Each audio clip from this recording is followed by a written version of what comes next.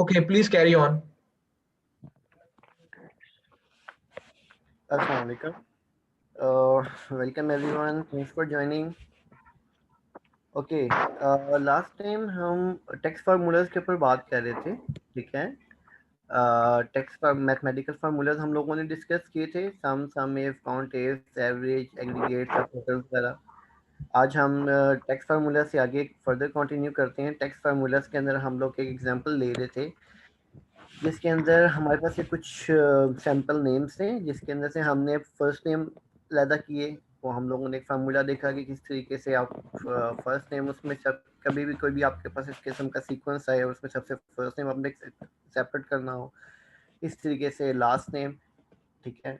अब आज हम उसको आगे फर्दर देखते हैं कि लास्ट नेम अभी हम लोगों ने यहाँ पे जैसे कि निकाला लास्ट नेम, ये हमारे पास दो सिलेबल्स थे। दो सिलेबल्स का मतलब ये है कि एक स्पेस बार से सेपरेट हो रहे थे, ठीक है। यहाँ पे हमारे पास मजीद कुछ एग्जांपल हैं जिसके अंदर हमारे पास तीन सिलेबल्स हैं, ठीक है। जैसे कि यहाँ पे सिर्फ हार्वर्ड जोनाथन दो नाम से मिलके एक नाम बन रहा था, थॉमसन विलियम्स दो नाम से मिलके गा रहा था। ये दो सिलेबल्स हैं, ठीक है। यहाँ पे हमारे पास तीन सिलेबल हैं। इसमें हम देखेंगे हम कैसे लास्ट नेम निकाल सकते हैं, कैसे इनका मिडिल नेम निकालना चाहें वो निकाल सकते हैं, ठीक है। बाकी क्या नाम है, इनसे रिलेटेड अगर आपकी कोई क्वेरी होती है, आपको अगर वैसे अगर मैं क्विकली पास ऑन कर रहा होता हूँ क्योंकि हमारे पास सेशन का टाइम थोड़ा सा लिमिटेड है, तो बीच में अगर कोई इशू इसी वजह से आप कैसे वीडियोस चेक कर लेते हैं, वीडियोस देख लिया करें। फिर भी कोई इशू है तो हमारे साथ लाइव सेशन में बिल्कुल आप क्वेश्चन करें। इसका सबसे ज़्यादा बेनिफिट ही लाइव सेशन का ये कि आप लाइव पूछ सकते हैं हमसे। Anyways let's proceed. अच्छा, अब हम ये देखते हैं कि हम लोगों ने देखा कि हमने तीन फार्मूलाज यूज़ करके राइट, लेंथ एंड फाइंड, ये फार्मूला यूज़ करके हम लोगों ने लास्ट नेम निकाला था, ठीक है। तो मैं थोड़ा सा यहाँ से ऊपर करता हूँ। अब हम लोगों ने यहाँ पे लास्ट नेम हम लोग कैसे निकाल सकते हैं, ठीक है। यहाँ पे लास्ट नेम में और यहाँ के लास्ट नेम निकालने में डिफरेंस क्यों है, बिल्कुल इसी तरीके से क्यों नहीं निकाल सकते? उसकी वजह ये है कि इसके अंदर एक स्पेस थी। हम लोगों ने एक्सेल में एक छोटी सी क्वेरी ये डाल दी कि इस एक स्पेस बार के बाद जितना भी कंटेंट आ रहा है वो हमारा लास्ट नेम है, ठीक है। तो यहाँ पे वो सब जगह पे वो फार्मूला एप्लीकेबल था। जब यहाँ पे हम कहते हैं कि एक स्पेस बार के बाद जितना कंटेंट है हमारा लास्ट लेवल है, वो लास्ट नेम है, ये हमारा जो स्टेटमेंट है वो ट्रू नहीं है, क्योंकि यहाँ पे जब फाइंड निकालता है तो फाइंड सबसे लेफ्ट से स्टार्ट करता है ढूंढना, और आपको ये फाइंड का प्लेस निकाल के बता देता है। इसके बाद जूडिथ स्मिथ दो नेम आ जाते हैं, ठीक है। हमें यहाँ पे लास्ट नेम निकालना है, ठीक है। तो इस वजह से यहाँ पे हम बिल्कुल उसी तरीके से ऊपर की तरह लास्ट नेम नहीं निकाल सकते। यहाँ पे हम लोग इस तरीके से लास्ट नेम निकालेंगे, ठीक है। अच्छा, इसके अंदर एक अब एक्सेल के अंदर मल्टीपल लोग जैसे भी आपको जो जितनी अंडरस्टैंडिंग हो, जो जिस तरह से फार्मूलाज को अंडरस्टैंड करते हो वैसे निकाल सकते हैं। अब मैं आपको एक इसका तरीका ये बताता हूँ। मैंने हमारे टेक्स्ट फार्मूलाज के अंदर एक फार्मूला आप ऐसा डिस्कस किया था, उसका नाम था सब्सटीट्यूट, SUBSTITUTE। इसके अगर हम आगे डिस्क्रिप्शन पढ़ें तो ये बता रहा है कि replaces existing text with a new text in a string. आप कोई भी टेक्स्ट दें, ठीक है, और उसकी जगह कोई नया टेक्स्ट आप रिप्लेस कर सकते हैं, ठीक है। सब्स्टिट्यूट का फार्मूला ये काम करता है। अब ये इसको हम किस तरीके से यूज़ कर सकते हैं, देखिए करना क्या है। हम यहाँ पे लिखते हैं, यहाँ पे लिख के आते हैं, मैं यहाँ पे लिखता हूँ सब्स्टिट्यूट, ठीक है।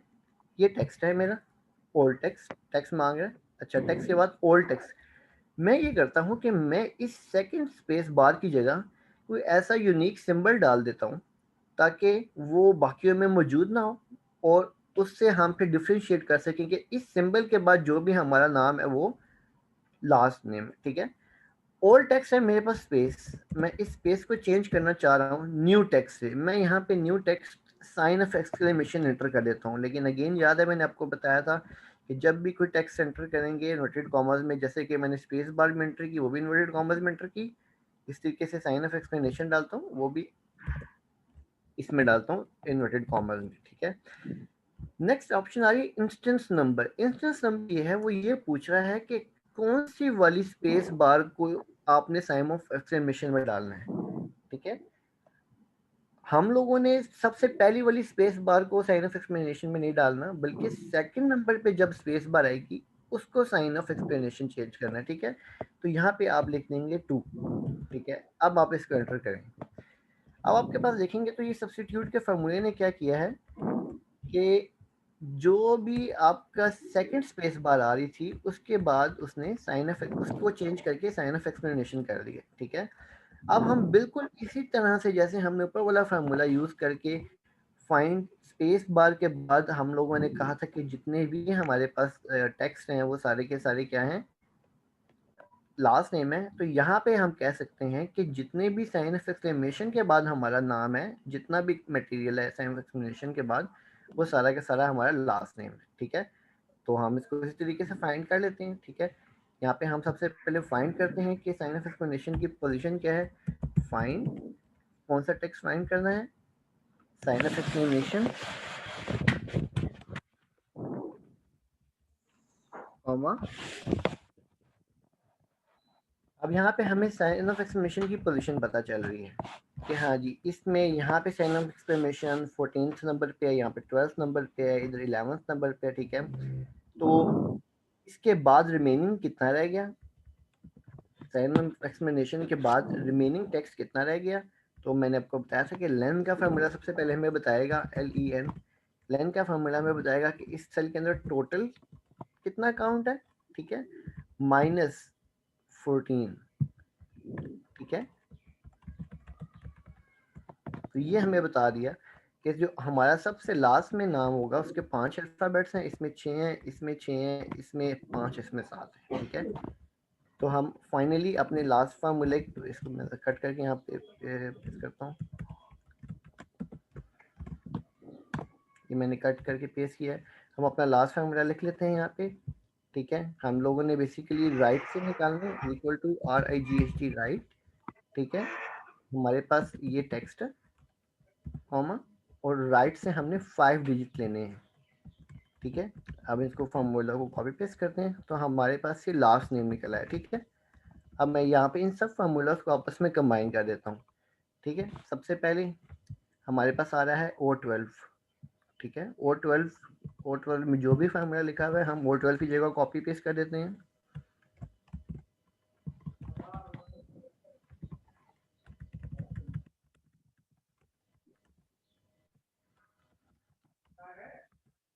ठीक है, इसको हम यहाँ से अब डिलीट कर लेते हैं। हाँ, अच्छा, इसके अंदर O12 वहाँ से कॉपी पेस्ट कर लिए, यहाँ पे भी हमारे पास आ रहा है O12, ठीक है।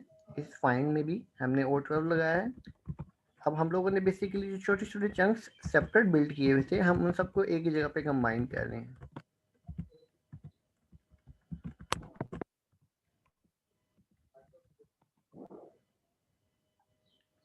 यहाँ पे भी हमारे पास O12 आ रहा है,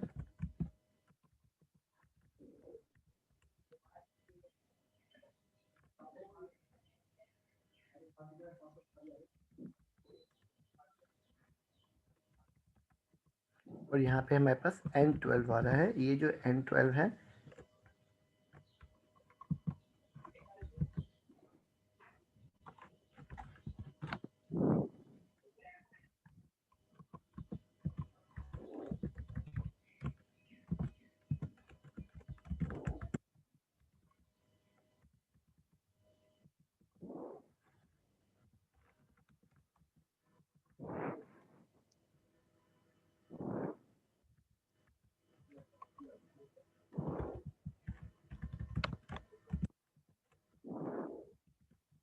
अच्छा, अब आप देखेंगे तो आपके पास एक बड़ा ही डिटेल्ड फार्मूला बन गया, ठीक है। और अभी हमारे पास इस फार्मूला का जितना भी रेफरेंस है वो सिर्फ इस सेल पे, ये सारे जितने भी मैंने हेल्पिंग सेल बनाए हैं मैं सबको यहाँ से डिलीट कर देता हूँ, ठीक है। ये हमारे पास एक कंबाइंड फार्मूला बन गया जिससे हम लोगों ने इसकी वैल्यू फाइंड आउट की है, ठीक है। मैं थोड़ा सा यहाँ मूव करता हूँ। अच्छा, अब देखें, एक दफ़ा दोबारा हम देखते हैं कि इस फार्मूले में हो क्या रहा है। कि हम लोगों ने क्या किया है, सबसे पहला काम ये किया है कि जहाँ पे भी हमने इसको रेफरेंस लेना था, इसकी जगह हमने रेफरेंस दिया सब्स्टिट्यूट वाले फार्मूले को, ठीक है। तो हम लोगों ने क्या किया, सबसे पहले कि राइट का फार्मूला लगा, राइट के बाद वो मांगता है टेक्स्ट, ठीक है। हम लोगों ने टेक्स्ट दिया, लेकिन हमने डायरेक्ट टेक्स्ट नहीं दिया, हमने वो टेक्स्ट दिया जिसके अंदर सेकंड स्पेस बार की बजाय आ रहा है सब्स्टिट्यूट, ठीक है।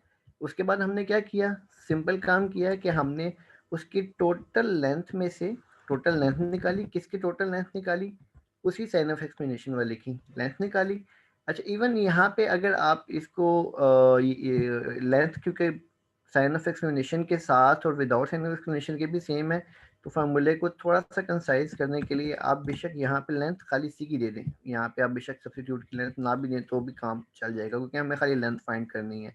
हम लोगों ने एक स्पेस बार को रिप्लेस कर दिया है साइन ऑफ एक्सप्लेनेशन से, तो जो हमारी सेल के अंदर टोटल कंटेंट्स की काउंट है वो उतना ही रहेगा। ठीक है, तो हमने लेंथ में से क्या माइनस कर दिया, फाइंड साइन ऑफ एक्सप्लेनेशन की पोजीशन। ठीक है, तो ये हमारे पास एक फार्मूला बना। ठीक है, सिर्फ एक हम लोगों ने फार्मूला बनाया जिसमें जितने भी आपके पास 3 सिलेबल्स वाले नेम है उसका हम लोगों ने लास्ट नेम निकाल लिया।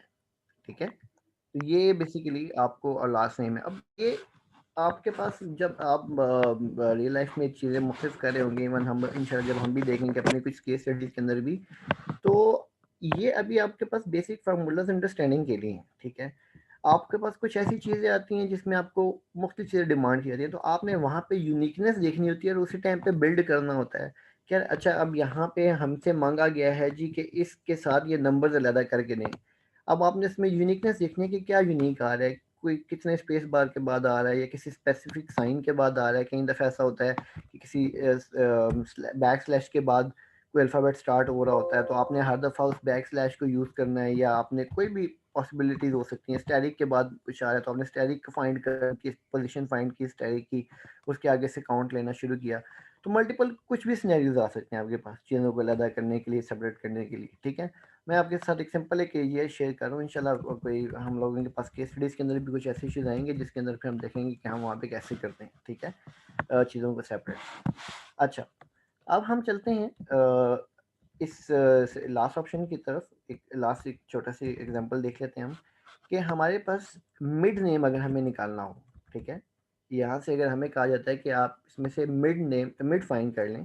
ठीक है, तो उसको मिड फाइंड करने का क्या तरीका है। ठीक है, अच्छा, सबसे पहले तो मैं आपको एक मिड का फार्मूला रिवाइज कर देता हूँ कि मिड का फार्मूला भी हमारे पास एक था। मिड का फार्मूला ये कहता था कि आपके पास कोई टेक्स्ट है। ठीक है, कॉमा, उसकी स्टार्टिंग पोजीशन देनी है। मिसाल के तौर पे यहाँ पे हमारे पास जूडिथ चाहिए, हमें मिड नेम चाहिए, उसकी स्टार्टिंग पोजीशन क्या है। ठीक है, JPARENT 6 अल्फ़ाबेट्स ही हैं, उसके बाद 7th स्पेस है, तो 8 नंबर पे हमारे पास स्टार्ट हो रहा है जूडिथ का जे।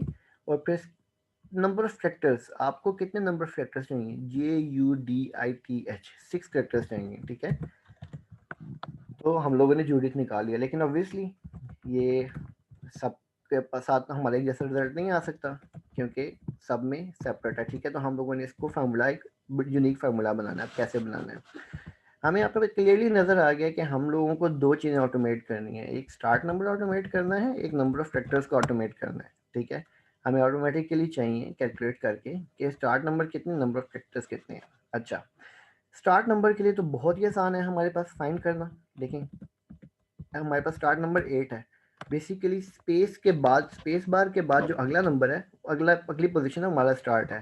तो हमें पता है स्पेस बार अगर फाइंड करानी है तो उसका फार्मूला है फाइंड टेक्स्ट में हमारे पास जो भी हाईलाइट कर रहा है, पूछते find text space bar invert commas close comma with text.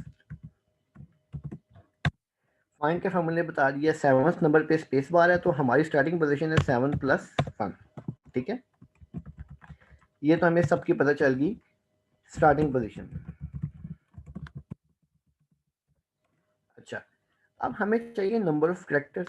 ठीक है, कि नंबर ऑफ कैरेक्टर्स कितने होंगे हमारे पास। नंबर ऑफ कैरेक्टर्स निकालने का एक तरीका तो ये है हमारे पास, जैसे हम लोगों ने पहले भी एक काम किया कि हम लोग सेकंड स्पेस बार को चेंज कर देते हैं साइन ऑफ एक्सप्लेनेशन से। ठीक है, और फिर हम इसको कहते हैं कि साइन ऑफ एक्सप्लेनेशन से लेके माइनस करें पहली स्पेस बार तक का टेक्स्ट, तो जो डिफरेंस बचेगा वो हमारे पास बचेगा नंबर ऑफ कैरेक्टर्स का। ठीक है, मैं यहाँ पे सब्स्टिट्यूट करता हूँ।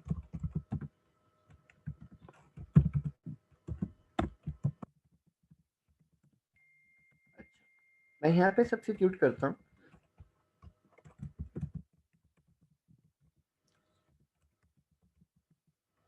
पहले की तरह जैसे हमने किया था, ये text comma old text, space बार को मैं चेंज करना चाह रहा हूँ, न्यू टेक्स्ट किस चीज़ के साथ, इन्वर्टेड कॉमास के साथ, और इंस्टेंस नंबर सेकंड वाली स्पेस बार को, ना कि पहली वाली स्पेस बार को, ठीक है।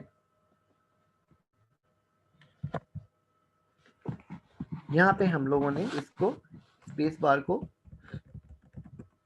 साइन ऑफ एक्सप्लेनेशन से चेंज कर दिया, ठीक है। अब हम यहाँ पे देखते हैं कि हमारे पास जो सेकंड साइन ऑफ एक्सप्लेनेशन है उसकी पोजीशन क्या है, क्योंकि हम लोगों ने क्या करना है, सेकंड की पोजीशन में से माइनस फर्स्ट की पोजीशन जब करेंगे, यहाँ से यहाँ तक में सेकंड की पोजीशन है और यहाँ से यहाँ तक फर्स्ट की पोजीशन है। जब हम इन दोनों को आपस में माइनस करेंगे तो हमारे पास बेसिकली इस सेंटर में जितना भी एरिया होगा इसकी लेंथ आ जाएगी कि ये कितना काउंट करें, हमें नंबर ऑफ फैक्टर्स चाहिए, ठीक है।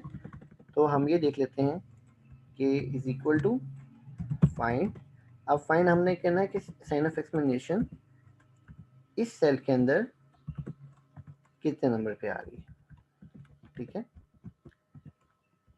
तो ये इसने बताया है कि 14 नंबर पे आ रही है, ठीक है।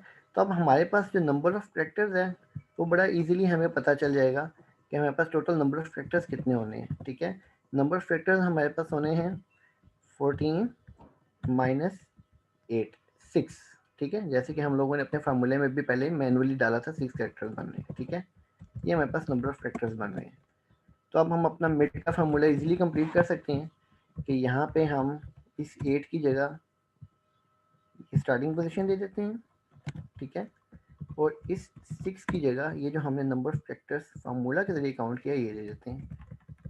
तो ये अगर आप देखेंगे तो हम लोगों ने ये सारे के सारे मिड नेम निकाल लिए, Judith, Kallis, Dan, Campbell, Harley. सबकी स्टार्टिंग पोजीशन डिफरेंट है, सबके नंबर ऑफ कैरेक्टर्स डिफरेंट हैं। यहाँ पे डैन में सिर्फ 3 अल्फाबेट्स हैं, तो हम लोगों ने सिर्फ एक यूनिक फार्मूला बना लिया, ठीक है। ये रहा। अब हम इस सारे फार्मूला को ज्वाइन करते हैं, ठीक है। जो से भी रेफरेंसेस आ रहे हैं वो रेफरेंसेस यहाँ पर कॉपी पेस्ट करते हैं हम, ठीक है। सबसे पहले अपने यहाँ पे हमारे पास आ रहा है N12, ठीक है। ये है हमारे पास N12, कॉपी V, ठीक है। हमने स्टार्टिंग पोजीशन की जगह मैं फॉर्मूला ऐड कर दिया, ये हम इसको यहाँ से यहाँ पे करते हैं।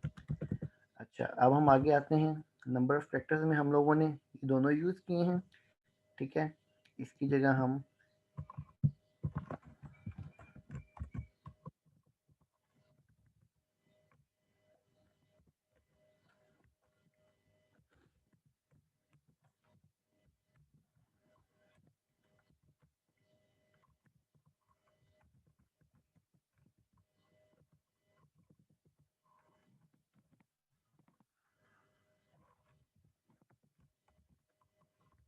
यहाँ पे भी हम लोगों ने आउटर रेफरेंसेस यूज़ किए हैं, उन सबको हम एक ही जगह पे ज्वाइन कर लेते हैं।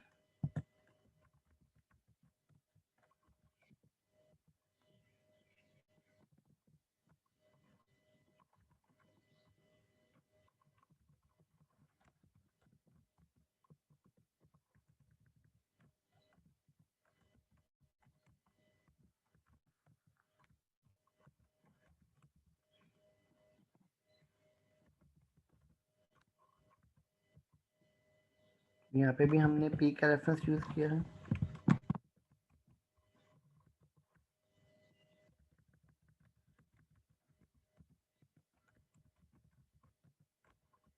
ठीक है। अच्छा, अब हम लोगों ने यहाँ पे सबसे पहले हमारे पास इस सब को हम डिलीट कर देते हैं, ठीक है। नंबर ऑफ कैरेक्टर्स यहाँ पे सब पे हमारे पास सिर्फ एक सेल का रेफरेंस होना चाहिए जे का, और किसी भी सेल का रेफरेंस नहीं होना चाहिए, क्योंकि हमारे पास सिर्फ एक एरिया था जे। ये बाकी सब चीज़ें हम लोगों ने हेल्पिंग कॉलम्स क्रिएट की हैं, ठीक है।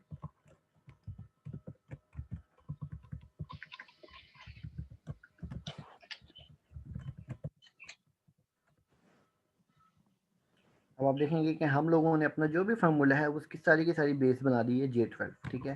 हमारे पास जितने भी ये हेल्पिंग एरिया हम लोगों को ज़रूरत है हमने वो सारे रिप्लेस कर दिए। तो ये बेसिकली अब हमारे पास एक एडवांस फार्मूला बन गया, ठीक है।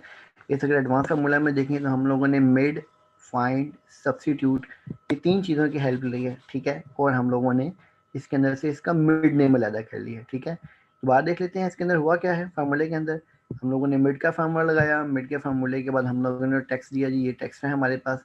हमें चाहिए था स्टार्टिंग पोजीशन। स्टार्टिंग पोजीशन में हम लोगों ने स्ट्रेट अवे कुछ भी नहीं किया, सिर्फ फाइंड कर लिया है हम लोगों ने पहली स्पेस बार को। हमारे लिए ज़्यादा कॉम्प्लिकेटेड था नंबर ऑफ कैरेक्टर्स फाइंड करना। तो नंबर ऑफ कैरेक्टर्स में हम लोगों ने क्या किया कि सेकंड वाली स्पेस बार को चेंज कर दिया साइन ऑफ एक्सप्लेनेशन से, ठीक है। उसकी पोजीशन में से माइनस किया हमने पहली वाली स्पेस बार की पोजीशन, ठीक है। फाइंड पहली स्पेस बार की पोजीशन, तो उससे हमारे पास इन दोनों के डिफरेंस से हमें पता चल गया है कि सेकंड स्पेस बार से माइनस करें माइनस फर्स्ट स्पेस बार को, तो रिमेनिंग का जो बीच का एरिया है वो नंबर ऑफ कैरेक्टर्स कितने बनते हैं। तो ये हमारे पास एक कंबाइंड फार्मूला बन गया, ठीक है। अब ये फार्मूलाज वही मैंने जैसे आपको बिल्कुल हमारे ओरिएंटेशन सेशन में भी बताया था कि फार्मूलाज छोटे छोटे फार्मूलाज को एज अ लॉजिक हम लोगों ने यूज करके एक कम्प्लेक्स फार्मूला बनाना है। अगर मैंने अभी जो फार्मूला बनाया, मुझे अगर अभी आप कहें कि मैं यहाँ से लेके यहाँ तक पूरा का पूरा टाइप करके रखूँ फार्मूला, मुझसे नहीं होगा, क्योंकि मैं लॉजिकली लेके चलूँ, मैंने जुबानी कोई भी फार्मूला याद नहीं किया हो, ठीक है। तो हम लोगों को छोटे छोटे फार्मूलाज की पोजीशन, उनकी लॉजिक को अंडरस्टैंड करके कॉम्प्लेक्स फार्मूलाज को बनाना है, ठीक है। तो ये हमारे पास एक छोटी सी एक्सरसाइज थी, ठीक है, जिसमें से हम लोगों ने first name, last name, mid name इनको अलग किया है। और यही चंद फार्मूलाज हैं टेक्स्ट के जिनको आप यूज़ करके किसी भी किस्म की आपकी कोई पास क्वेरी हो, किसी भी बड़े टेक्स्ट में से कुछ भी चीज़ यूनिक आप लोगों ने आइडेंटिफाई करके अलग करनी हो, आप इन सबको यूज़ करके कर सकते हैं, ठीक है। तो ये हम यहाँ पे आगे बाकी मजीद देख लेते हैं। ये कुछ और थोड़े थोड़े फार्मूलाज हैं, छोटे फार्मूलाज हैं। अगेन इटसेल्फ ये फार्मूलाज इतना ज़्यादा वो आपको मीनिंगफुल नहीं लगते, लेकिन जब आप इनको मुख्तलिफ केसेस के अंदर यूज़ करते हैं तो आपको इनका रिजल्ट पता चलता है। आगे आते हैं जी, CHAR एंड CODE। ये बेसिकली दो एक्सेल के अंदर जो हर अल्फ़ाबेट या हर डिजिट कोई भी चीज़ होती है उसका ASCII इंटरनेशनल कोड होता है, ठीक है। तो वह बेसिकली ये उसका कोड फाइल फाइंड करने के लिए कई दफ़ा आपको यूज़ करना पड़ सकता है। वो डिपेंड करता है आपके पास कभी यूज़ किस तरीके से आ रहा हूँ, ठीक है। मैं वैसे आपको बता देता हूँ कि करैक्टर का मतलब है कि मिसाल के तौर पे यहाँ पे हम 5 लिखते हैं, ठीक है। तो 5 का एक कोड है, 5 का कोड है 53, ठीक है। इसी को रिवर्स फाइंड करना है कि 53 कोड किसका है, तो उसके लिए फार्मूला है CHAR करैक्टर, ठीक है। बिल्कुल एक चीज में ये बेसिकली वाइस वर्सा है। किसी चीज का कोड देखना है, SCII I guess American standard international ASCII code कुछ बनता है इसकी एब्रीविएशन, ठीक है। तो इसका कोड क्या है, दैट इज 53, ठीक है। और अगर आपने देखना है कि 53 कोड किसका है, तो उसके लिए CHAR कैरेक्टर का फार्मूला यूज होता है। कई दफ़ा ऐसी चीज़ें होती हैं आपके पास एक्सेल के अंदर, या कहीं ऐसी आपको चीज़ें मिल जाती हैं जिसको आपको पता नहीं होता कि आपने यूज़ कैसे करनी है। मिसाल के तौर पे ये एक छोटी सी बुलेट है, ठीक है। ये फुल स्टॉप नहीं है, ये पॉइंट नहीं है, डॉट नहीं है, ये एक बुलेट है, ठीक है। अब आपने दोबारा कहीं यूज़ करना है, आपको नहीं पता कि यार ये क्या है, तो आप इसको यूज़ करने का आसान तरीका ये है कि आप इसका कोड यूज़ करके इसका कोड देख लें क्या है, ठीक है। इसका कोड है 149। अब आपको कभी भी कहीं यूज़ करना पड़ जाए, आपको याद हो यार मैंने वो बुलेट यूज़ करनी है, तो आपको याद था कोड 149 है, तो आप चेक कर लें जी कि करेक्टर 149 है क्या चीज़ है, तो आपको बता देगा ये एक बुलेट है, ठीक है। इसी तरीके से कोड और करेक्टर, कोड किसी भी चीज़ का कोड निकाल के देता है और करेक्टर उसी को वापस बता देता है कि इसका करेक्टर क्या निकलता है रिजल्ट। अपर लोअर प्रॉपर, ये बेसिकली इसके जो लोअर केसेस हैं, upper case, lower case, proper case, ठीक है। मिसाल के तौर पे अभी जैसे कि हमारे पास एक एग्जांपल है, इसके अंदर हमारे पास एक प्रॉपर की एग्जांपल है, ठीक है। प्रॉपर के अंदर होता यह है कि हर स्पेस बार के बाद नेक्स्ट सिलेबल होता है उसका पहला वर्ड वो कैपिटल कर देता है। मैं एक छोटी सी एग्जांपल लगाता हूँ यहाँ पे, इसको आपको तीनों तरीके से बता देता हूँ, करते हैं कि अपर लोअर प्रॉपर ये सब हम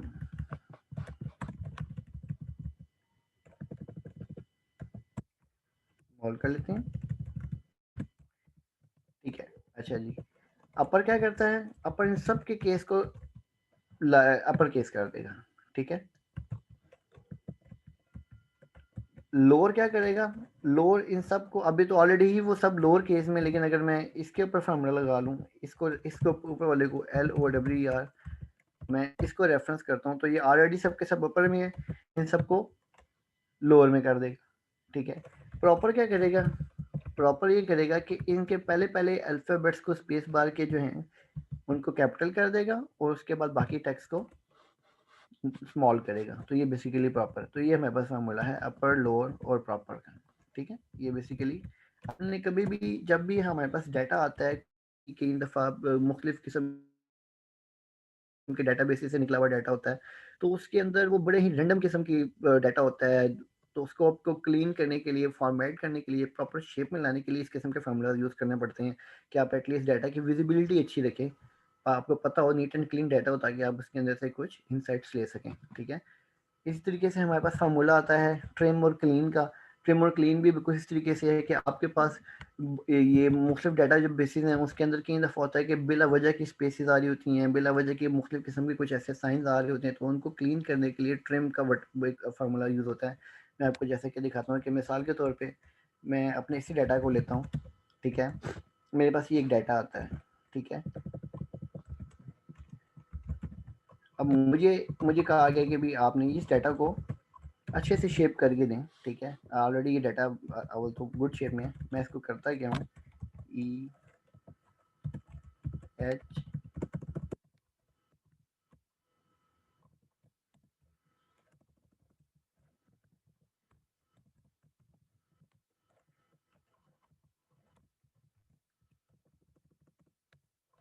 मैंने आपने देखा कि पहले इन तीनों में से मैंने क्या हुआ है कि इसमें स्पेसेस आ रही हैं, किसी में छोटा है अल्फ़ाबेट, किसी में बड़ा है, किसी में दरमियान में स्पेसेस हैं, किसी के शुरू में, किसी के एंड में स्पेसेस आ गई हैं। तो हम पहला काम ये करते हैं कि इसको ट्रिम करते हैं, TRIM। ट्रिम क्या करेगा, ये मैं आपको एग्जांपल दे रहा हूँ, आपके पास बहुत ह्यूज डाटाबेस आता है, उसको साफ कैसे करते हैं। ट्रिम क्या करेगा कि इसके अंदर जितने भी स्पेसेस हैं उनको रैशनलाइज कर देगा, सिर्फ एक स्पेस रखेगा। ठीक है, शुरू की स्पेस को भी ख़त्म कर देगा। साथ ही आप यूज़ कर लें प्रॉपर, PROPER।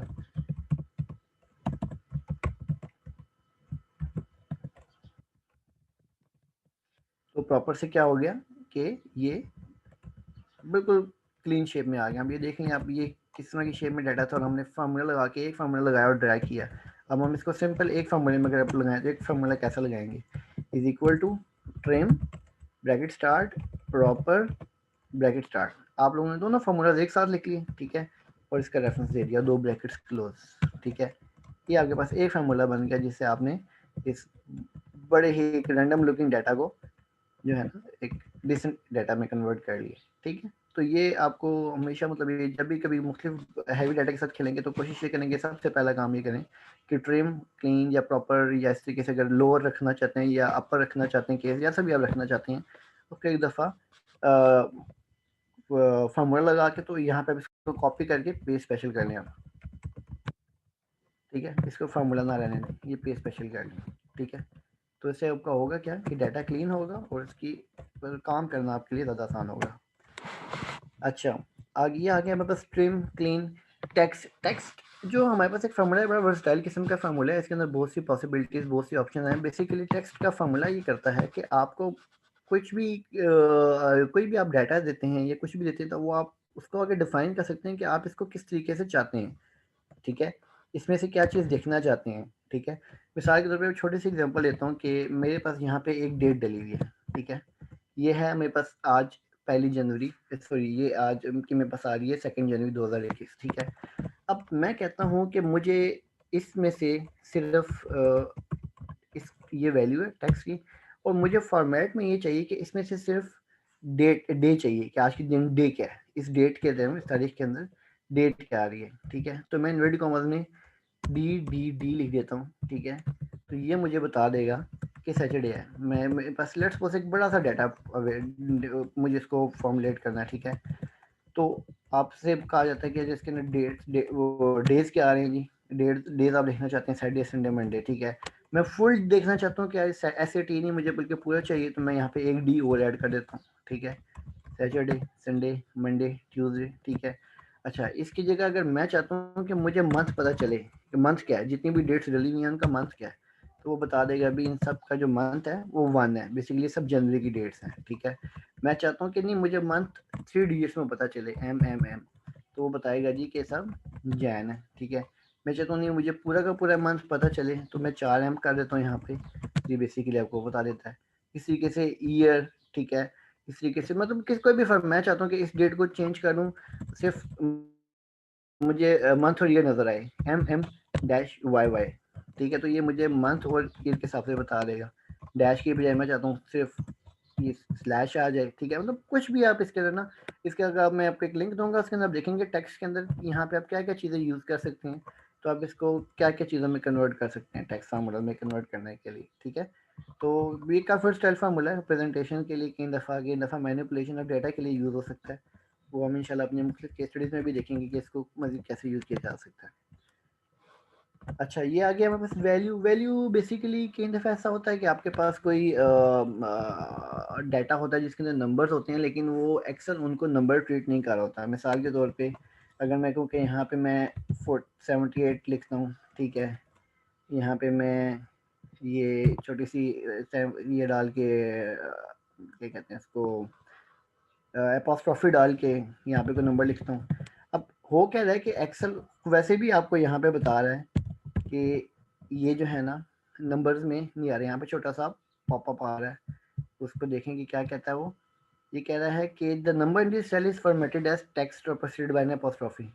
इस किस्म का कई दफ़ा आपके पास डाटा आता है, तो आपके पास आप चाहते हैं कि यार मल्टीपल बीच में इश्यूज आ रहे हैं, कई दफ़ा स्पेस बार आ रहे हैं बीच में, ठीक है, कुछ और भी इश्यूज आ रहे हैं। तो आपके पास वैल्यू का एक जो फार्मूला है वो बेसिकली इन सबको नंबर्स में कन्वर्ट करने के लिए यूज़ होता है, ठीक है। अब कैसे पता चला कि ये नंबर्स में कन्वर्ट हुए हैं या नहीं हुए हैं, कि ये पहले टेक्स्ट थे, देखेंगे यहाँ पे अगर मैं इनको सबको सिलेक्ट करता हूँ तो यहाँ पे सिर्फ इनका काउंट दे रहा है, ठीक है। अब ये सब नंबर्स में कन्वर्ट हो गए, ये इनका सम भी दे रहा है, ठीक है। तो बेसिकली ये आप वैल्यू का फार्मूला है। अगर कोई भी ऐसा नंबर जो कि टेक्स्ट रीड हो रहा है उसको आप नंबर्स में कन्वर्ट करने के लिए वैल्यू का फार्मूला यूज़ कर सकते हैं, ठीक है। सो टेक्स्ट फार्मूलाज के अंदर अगर मजीद देखेंगे तो और भी काफ़ी फार्मूलाज हैं, लेकिन जो बहुत ज़्यादा फ्रीक्वेंटली यूज्ड फार्मूला है वो मैंने वही यहाँ पे हैं। आप फार्मूलाज में जाएँ, यहाँ पे आपके पास टेक्स्ट फार्मूलाज की लिस्ट आ रही होगी, और भी कुछ फार्मूलाज हैं, बड़े इजी टू यूज़ फार्मूलाज हैं, ठीक है। वो मोस्ट लाइकली कभी बाद में यूज़ हो सकते हैं, ऐसा भी यूज़ हो सकता है जो कि मैंने भी यहाँ पे नहीं देखा, लेकिन बहुत फ्रीक्वेंटली यूज फार्मूलाज मैंने यहाँ पे सबसे पहले वो सैम्पल आउट किए थे। अच्छा, ये थे हमारे पास टेक्स्ट फार्मूलाज। टेक्स्ट फार्मूलाज के बाद हम आते हैं अपने डेट एंड टाइम फार्मूलाज। अच्छा, डेट एंड टाइम फार्मूलाज के अंदर भी बहुत ज़्यादा डिटेल्स नहीं है, कुछ थोड़े से फार्मूलाज हैं जो कि मैं आपके साथ क्विकली आपको बता देता हूँ ताकि हम आगे मूव करते हैं। Date and time formulas basically date और टाइम की मैनिपुलेशन के लिए यूज़ होते हैं, ठीक है। मिसाल के तौर पे हम जो कुछ ज़्यादा यूज़ कर रहे होते हैं फार्मूलाज, मैं इनको यहाँ पे हाइड कर देता हूँ, और ये मैं आप लोगों के साथ शीट भी शेयर कर दूँगा ताकि आप बाद में ये फार्मूलाज खुद से भी देखना चाहें, इवन हमारी वीडियोज़ में भी होंगे। अच्छा, date and time formula straight away, मिसाल के तौर पे हमारे पास एक डाटा है जिसके अंदर हमारे पास ऑर्डर डेट लगी हुई है यहाँ पे, ठीक है। तो हम सबसे पहले जैसे कि आपके पास डेट का फार्मूला है, ठीक है। अब डेट का फार्मूले में आप स्ट्रेट अवे डेट का फार्मूला अगर आप रेफरेंस देखें तो वो है क्या, date returns the number that represents the date in Microsoft Excel, ठीक है जी। आप मिसाल के तौर पे कोई डेट है, यहाँ पे आप ईयर दें 201 2021, मंथ दें 2, डे दे दें 3, तो ये बेसिकली आपको एक्सेल डेट में कन्वर्ट कर डेट बता देगा, ठीक है। ये आप मल्टीपल जगहों पे मुख्तलिफ जगहों पे ये फार्मूला आप यूज़ कर सकते हैं। आपके हमारे पास में कई दफ़ा डिटेल्स ऐसी आती हैं कि हम लोग चाह रहे होते हैं कि कोई चीज़ एक इनपुट वैल्यू में आ रही हो। मिसाल के तौर पे हम चाहते हैं कि यूज़र यहाँ पे जो है ना, इस जगह पे हम कहते हैं यूज़र को कि आप सिलेक्ट कर लें जी डे, ठीक है। यहाँ पे वो सिलेक्ट कर ले मंथ, यहाँ सेलेक्ट कर ले ईयर, ठीक है। अब यूज़र ने सेलेक्ट किया है, यहाँ पे डे सेलेक्ट कर लिया है 25, मंथ सेलेक्ट किया है 12, और ईयर सेलेक्ट किया उसने 2020, ठीक है। अब उसने ये तीन चीज़ें सेलेक्ट कर ली हैं। आपने ज़ाहिर बात है कोई कैलकुलेशन करनी है, आपने इसको प्रॉपर डेट में कन्वर्ट करना है, तो आपने स्ट्रेट अवे क्या करना होगा कि आपने फार्मूला लगा लिया होगा डेट का, कि जो डेट में ईयर, ये सबसे पहले ईयर मांग रहे हैं तो यहाँ पे ईयर पे ले आते हैं, कॉमा, फिर मंथ मांग रहे हैं, मंथ को लिंक कर देते हैं, कॉमा, फिर डे मांग रहे हैं, डे को लिंक कर देते हैं, ठीक है। अब हो गया क्या कि बेसिकली अब यूज़र ने यहाँ पे जो चीज़ें भी एंटर की होंगी, ठीक है ना, उस हिसाब से हमारे पास डेट को एडजस्ट करके दे देगा कि यार ये हमारे पास उस डेट में क्या डेट बन रही है, ठीक है।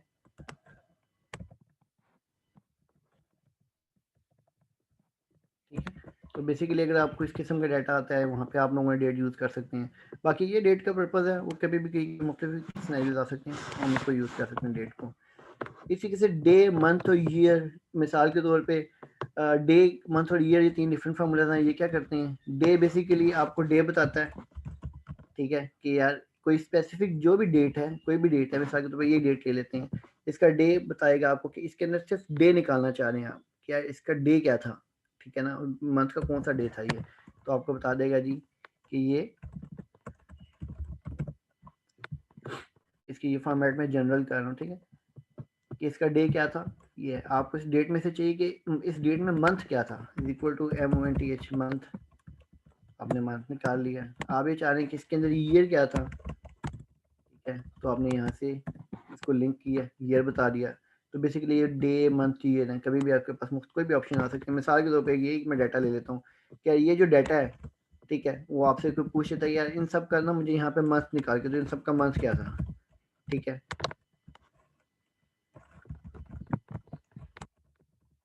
तो आप स्ट्रेट अवे मंथ का फॉर्मूला लगा लेंगे कि इन सब का आपको यहाँ पे मंथ बता देगा कि इन सब का मंथ क्या था या डेट क्या था, ये कुछ भी आपसे पूछना चाहे पूछ सकते हैं। तो ये इस फार्मूला पर्पज़ के लिए यूज़ हो सकता है ये फार्मूला।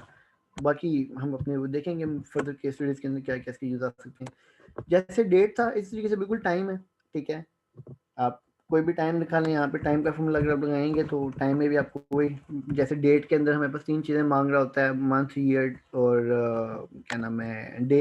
इस तरह से टाइम के अंदर हमें पास 3 चीज़ें मांग रहा होता है, और मिनट और सेकंड, ठीक है ना, बिल्कुल उसी तरीके से डे, मंथ, ईयर है, और मिनट एंड सेकंड है। टुडे और नाउ बेसिकली करंट डेट या टाइम यूज शो करने के लिए इस्तेमाल हो रहा होता है। कई दफ़ा मुख्तलिफ रिपोर्ट्स होती हैं, आप चाह रहे होते हैं कि यार उसके अंदर आपको डेली बेसिस पे डेट ना चेंज करनी पड़े, बल्कि आज की डेट आ रही हो, तो आप यहाँ पे today bracket start bracket close लिख दें, आज की डेट डाल देगा। आप डेट एंड टाइम चाहते हैं आज क्या आ रहा हो, तो NOW bracket start bracket close, तो आज का ये डेट, और बेसिकली मैंने यहाँ पे इसको वो रेफरेंस किया हुआ है, डेट और यहाँ पे टाइम रखना चाहूँ, टाइम लेके आ सकता हूँ, डेट लाना चाहूँ, तो 9 बेसिकली अभी की करंट पोजीशन आपको बता रहा होता है, ठीक है, ये डेट एंड टाइम के अंदर टुडे और 9 का फार्मूला है। अच्छा, ईयर मंथ, ये बड़ा इंटरेस्टिंग फार्मूला है, कई दफ़ा आपको यूज़ करना पड़ सकता है, ठीक है। होता क्या है कि कई दफ़ा आपके पास कोई डाटा ऐसा होता है कि आपको उसको यूँ समझ लें कि उसके अंदर वर्किंग करने के लिए थोड़े से आपको यूनानिमस मंथ्स करने पड़ते हैं। मिसाल के तौर पे मैं चाहता हूँ कि ये मेरे पास मल्टीपल डेट्स आ रही है, मुझे इतनी ज़्यादा डिटेल डेट्स नहीं चाहिए, मुझे सिर्फ मंथ चाहिए, एक स्पेसिफिक मंथ कौन सा था, ठीक है। तो मैं यहाँ पे, लेकिन वो मुझे एज अ डेट फॉर्मेट में चाहिए, तो मैं क्या यहाँ करता हूँ कि इज इक्वल टू EOMO, ये बेसिकली बनता है एंड ऑफ मंथ, ठीक है, ये किसी भी मंथ की लास्ट डेट निकाल देता है आपको, ठीक है। जैसे कि ये स्टार्ट डेट है, कॉमा, यहाँ पे ये पूछ रहा है भाई मंथ कि आपने इसी मंथ की लास्ट डेट चाहिए आपको, यहाँ पे जो डेट आ रही है इससे अगले मंथ की चाहिए लास्ट डेट, इससे पिछले मंथ की चाहिए लास्ट डेट, में मल्टीपल चीज़ें पूछ जाता है। हम यहाँ पे 0 कर देते हैं कि हमें बेसिकली इसी मंथ की लास्ट डेट चाहिए, ठीक है। मैं बेसिकली इसी फॉर्मेट को कॉपी करता हूँ और Alt+E+S, और ये फॉर्मेट्स यहाँ पे मैं फॉर्मेट को पेस्ट कर रहा हूँ बस, ठीक है। तो अब आप ये देखें कि ये बेसिकली हमें उसी मंथ की लास्ट डेट दे रहा है, ठीक है, ताकि हमें, हमारे पास इतनी डिटेल नहीं चाहिए थी, हमें एक एक डे हमें चाहिए था कि बस ये उस मंथ की लास्ट डेट चाहिए। तो हमें ये जिस मंथ में भी डाटा फॉल कर रहा है, 17 नवंबर है तो उसमें इस मंथ की लास्ट डेट ये 30 नवंबर, ठीक। हाँ, आप चाहते हैं कि इससे अगले महीने की लास्ट डेट पता चल जाए, तो इसको हम +1 कर देते हैं, ठीक है, तो ये हमें इससे अगले महीने की लास्ट डेट देना स्टार्ट कर देगा, ठीक है। अगर आप देखेंगे यहाँ पे जो सी भी डेट आ रही होगी, 1 अप्रैल आ रही है, तो ये बेसिकली अप्रैल के बाद जो नेक्स्ट मंथ है मई, उसकी लास्ट डेट दे रहा है, ठीक है। 15 अगस्त, 18 सितंबर आ रहा है, ठीक है, तो ये हमें बेसिकली उस सितंबर के बाद अक्टूबर उसकी लास्ट डेट दे रहा है। हम अगर उससे एक महीना पीछे जाना चाहते हैं कि पिछले महीने की लास्ट डेट चाहिए हमें, तो -1 कर दें, ठीक है, तो ये बेसिकली एक महीना पीछे चला जाएगा, आपको एक महीना पीछे की लास्ट डेट दे रहा है। इस तरीके से 2, 3, 4 करेंगे तो इतने नंबर ऑफ मंथ्स आगे चला जाएगा, -2, -3, -4 करेंगे तो नंबर ऑफ मंथ्स पीछे चल जाएगा। वो मैंने आपको बताया था कि जैसे हमारे पास बहुत से फार्मूले होते हैं, वो दिखने में तो उस तरह से लग रहे होते हैं कि ये बड़ा सिंपल है, इसका कैसे यूज़ हो सकता है, लेकिन जब हम इसको अपने मुख्तलिफ सिनेरियोज में यूज़ करेंगे मुख्तलिफ कम्युनिकेशन के अंदर, तो आपको नज़र आएगा यार कि ये बिल्कुल सिंपल लुकिंग फार्मूला से, लेकिन वो हम लोग चूँकि हमें आइडिया नहीं था कि कहाँ कहाँ पे पॉसिबिलिटी यूज़ हो सकती है इनकी, तो हम उनको फिर यूज़ करते हैं, आपको यूज़ करके इंशाल्लाह दिखाएंगे। अच्छा, इस तरीके से वीक डे या वीक नाम ये बेसिकली किसी स्पेसिफिक वीक डे के लिए यूज़ होता है कि आप देखना चाहते हैं यार कि ये जो जैसे कि हमने वो टेक्स्ट में भी देखा ना, ठीक है, टेक्स्ट के अंदर उसने वीक डे निकाल के दे दिया था सबका, वो बेसिकली नाम निकाल के दे दिया था, लेकिन हम लोगों ने इसको अगर नंबर्स चाहिए कि यार इस डेट पे वीक डे क्या था, ठीक है, कौन सा वीक का दिन था, Sunday, Monday, Tuesday, Wednesday, Thursday, Friday, ठीक है, तो वो आपको नंबर निकाल के देगा 1 2 3 4 5। अब वो 1 किसको रखता है, मंडे को 1 रखता है या सैटरडे से शुरू करता है, तो वो यहाँ पे आप देखेंगे कि सीरियल नंबर दे दिया मैंने, ये लिंक कॉमा। अब आपसे रिटर्न टाइप मांग रहा है कि आपको यहाँ पे टाइप क्या चाहिए, ठीक है, संडे से सैटरडे का वीक चाहिए तो 1 वो संडे को अलॉट करेगा, 7 वो सैटरडे को।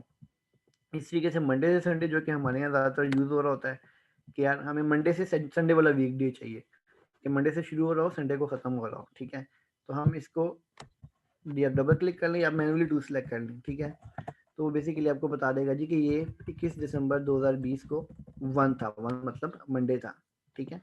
इस तरीके से इसको कॉपी पेस्ट कर लेंगे तो आपको इन सब का वीक डे बताता रहेगा। ये 5 है, मतलब Monday, Tuesday, Wednesday, Thursday, Friday 5 है, 4 दिसंबर को फ्राइडे था। इस तरीके से ये इन सब का वीक डे आ गया। वीक नंबर बेसिकली आपको ये पूरे साल का वीक नंबर बताता है। एक साल के अंदर अगर 52 वीक्स है तो आपको ये बताएगा कि ये पूरे साल में से कौन से वाला वीक चल रहा है, ठीक है, वीक नाम का फार्मूला, ठीक है, ये आपको बताएगा। ये 52 बल्कि बिल्कुल लास्ट वो बता रहा है कि वीक चल रहा है, या 52 या 53 वीक्स भी हो सकते हैं, तो ये बता रहा है कि सेकंड लास्ट वीक चल रहा है, ठीक है। इसी तरीके से ये इन सब डेट्स का वीक नंबर बता रहा है कि किस किस साल के अंदर इनका वीक नंबर क्या है। अगेन ये बाद में जब मुख्तलिफ एरियाज में हम इसको यूज़ करेंगे, सिंपल फार्मूलाज अगेन इनको जब कॉम्प्लेक्स बनाएंगे या जिस किस्म की पॉसिबिलिटीज आ सकती हैं, तो फिर हमें पता चलेगा इनका मजीद यूजेज क्या है, ठीक है। तो ये थे हमारे पास डेट एंड टाइम फार्मूलाज, ठीक है। आगे आते हैं most important lookup and reference formula, ठीक है। अच्छा, लुकअप एंड रेफरेंस के अंदर जैसे नाम से आपको पता चल रहा है कि कुछ चीज़ें हमने डाटा को लुकअप करना हो, ठीक है, आप उस पर्पज़ के लिए यूज़ हो सकते हैं, ठीक है, उनके रेफरेंसेस के लिए यूज़ हो सकते हैं, ठीक है। इसके अंदर सबसे पहले तो सिंपल कुछ फार्मूला हम वो देख लेते हैं। चूज़ का फार्मूला बेसिकली आपके पास कुछ भी मुख्तलिफ क्या नाम है ऑप्शन आ रही हो, आपने उसमें से कुछ चूज़ करना हो। मिसाल के तौर पे मैं यहाँ पे कहता हूँ कि चूज़, ठीक है, चूज़ मैं यहाँ पे कह देता हूँ कि 2 लिख देता हूँ कि यार सेकंड ऑप्शन मैंने सेलेक्ट करनी है, ठीक है। तो ये मेरे पास आगे ऑप्शंस क्या हैं जी, एक ये ऑप्शन है वैस है, एक ये ऑप्शन है जर्डाइन है, एक ये ऑप्शन है गिल है, ठीक है ना। ये गेन बड़ी रेलेवेंट एग्जांपल है। अब इसने जर्डाइन क्यों सेलेक्ट कर लिया, क्योंकि मैंने सेकंड ऑप्शन का था। मैं अगर यहाँ पे 1 लिखता हूँ फर्स्ट ऑप्शन, तो वैस सेलेक्ट कर लेगा। मैं यहाँ पे लिखता हूँ कि थर्ड ऑप्शन, ये मैंने 3 ऑप्शन दी हुई ना यहाँ पे, ठीक है, यहाँ पे मैं थर्ड ऑप्शन देता हूँ तो थर्ड नंबर पे गैली सेलेक्ट कर लेगा। बट अगेन मैंने आपको जैसे बताया कि ये बिल्कुल सिंपल लुकिंग फार्मूला है। इसके अंदर हम देखेंगे इसको मज़ीद कैसे यूज़ करेंगे इंशाल्लाह, ठीक है। ये चूज़ और मज़ीद किस तरह से हेल्पफुल हो सकता है हमारे पास। रोज़, कॉलम्स, ये बेसिकली रो या कॉलम का नंबर आपको बताता है। ये हम कई दफ़ा हमें रिक्वायर्ड होता है, वो हम देखेंगे कि हमें किस किस्म की क्या रिक्वायरमेंट्स आती हैं, ठीक है। रो है ROW रो। स्ट्रेट अवे अगर आप रो किसी भी रो के अंदर खड़े होकर ब्रैकेट स्टार्ट ब्रैकेट क्लोज कर देंगे तो आपको उस करंट रो का नंबर दे देगा। मिसाल के तौर पे अभी हमने रो नंबर 5 में फार्मूला लगाया, इसने हमें 5 रिजल्ट दे दिया है, ठीक है ना। लेकिन हम हाँ यहाँ पे किसी सेल को रेफर करते हैं, मिसाल के तौर पे मैं सेल को रेफर करता हूँ 2 नंबर नीचे, तो वो बेसिकली 7 उसने निकाल के दे दिया।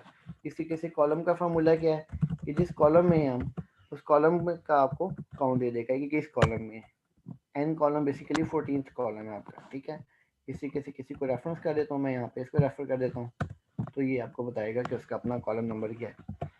इस तरीके से रोज कॉलम हो गया, वी लुकअप हो गया। वी लुकअप बहुत इंपॉर्टेंट फार्मूला है। आपने कोई भी डाटा के अंदर कुछ चीज़ लुकअप करनी हो, मैं यहाँ पे छोटी सी डिटेल बना लेता हूँ कि मैं यहाँ पे सम इफ का फॉर्मूला यूज करके इन सब चीजों का सम निकाल लेता हूँ एक दफा, ठीक है।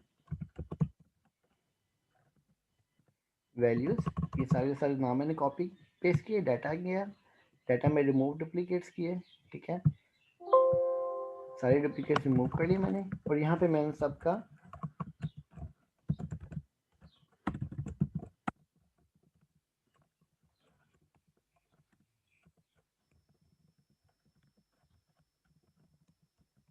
इस डाटा के अंदर टोटल जो यूनिट सोल्ड है वो हमारे पास कितने आ रहे हैं वो निकाल लेते हैं, ठीक है। सम इफ का फॉर्मूला मैंने आपको बताया था, जो रिपीट हो जाएगा, equal to SUMIF, sum if.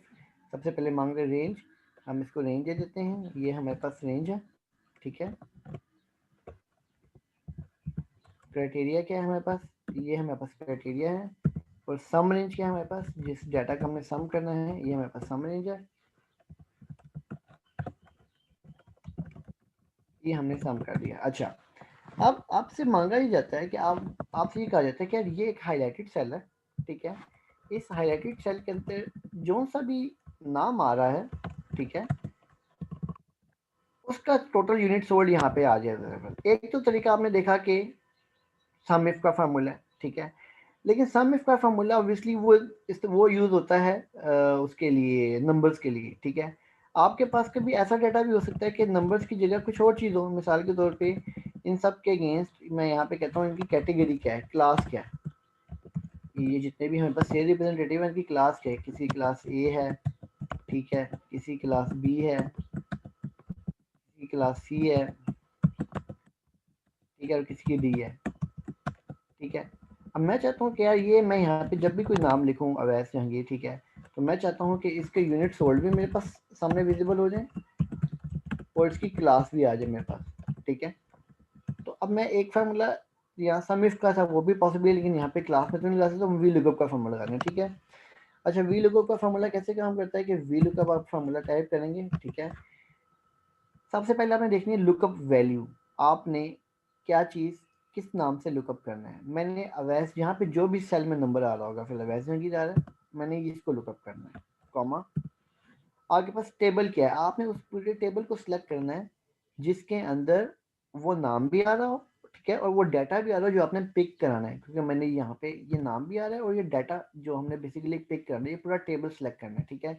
इसमें एक और चीज़ का ध्यान रखना है आपने कि मिसाल के तौर पे आपके पास डाटा बड़ा भी हो सकता है, इस नाम से पहले भी आपके पास कुछ आ सकता है, लेकिन आपने वो शुरू वहीं से करना है जो आपके पास लुकअप है। जो लुकअप वाला कॉलम है वो सबसे पहला कॉलम होना चाहिए। मिसाल के तौर पे वैस जहांगीर है, तो वैस जहांगीर अगर इस कॉलम में आ रहा है तो ये आपका, आपने डाटा अपना यहाँ से सिलेक्ट करना शुरू करना है, ठीक है। आपके पास यहाँ पे भी हो सकता है कोई डाटा आ रहा हो, यहाँ पे फादर नेम आ सकता है, लेकिन आपने यहाँ से शुरू नहीं करना, आपका जो डाटा जिस कॉलम में अवेलेबल होगा आपने वहाँ से स्टार्ट करना है, ठीक है। यहाँ से आपने वो डाटा सेलेक्ट कर लिया,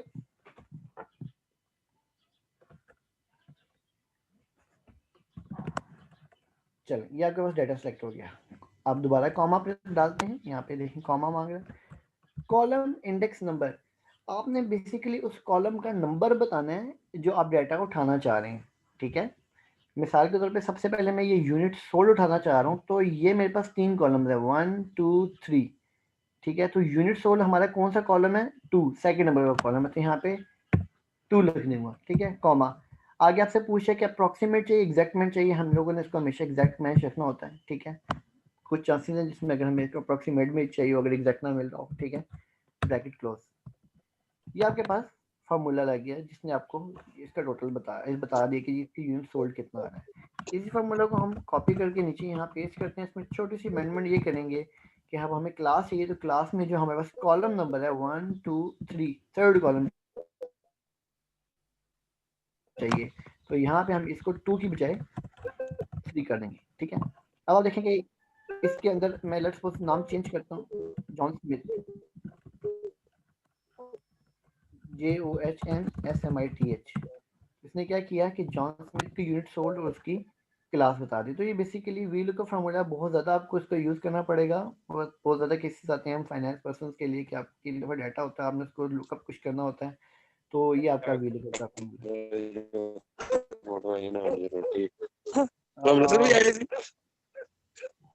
अच्छा आप ये देखेंगे कि म्यूट का आवाज आ रही है आपको?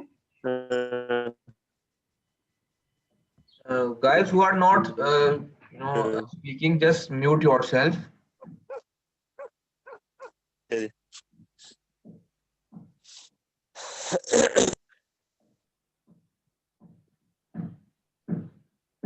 ओके, अच्छा, ये था हमारा VLOOKUP का फार्मूला।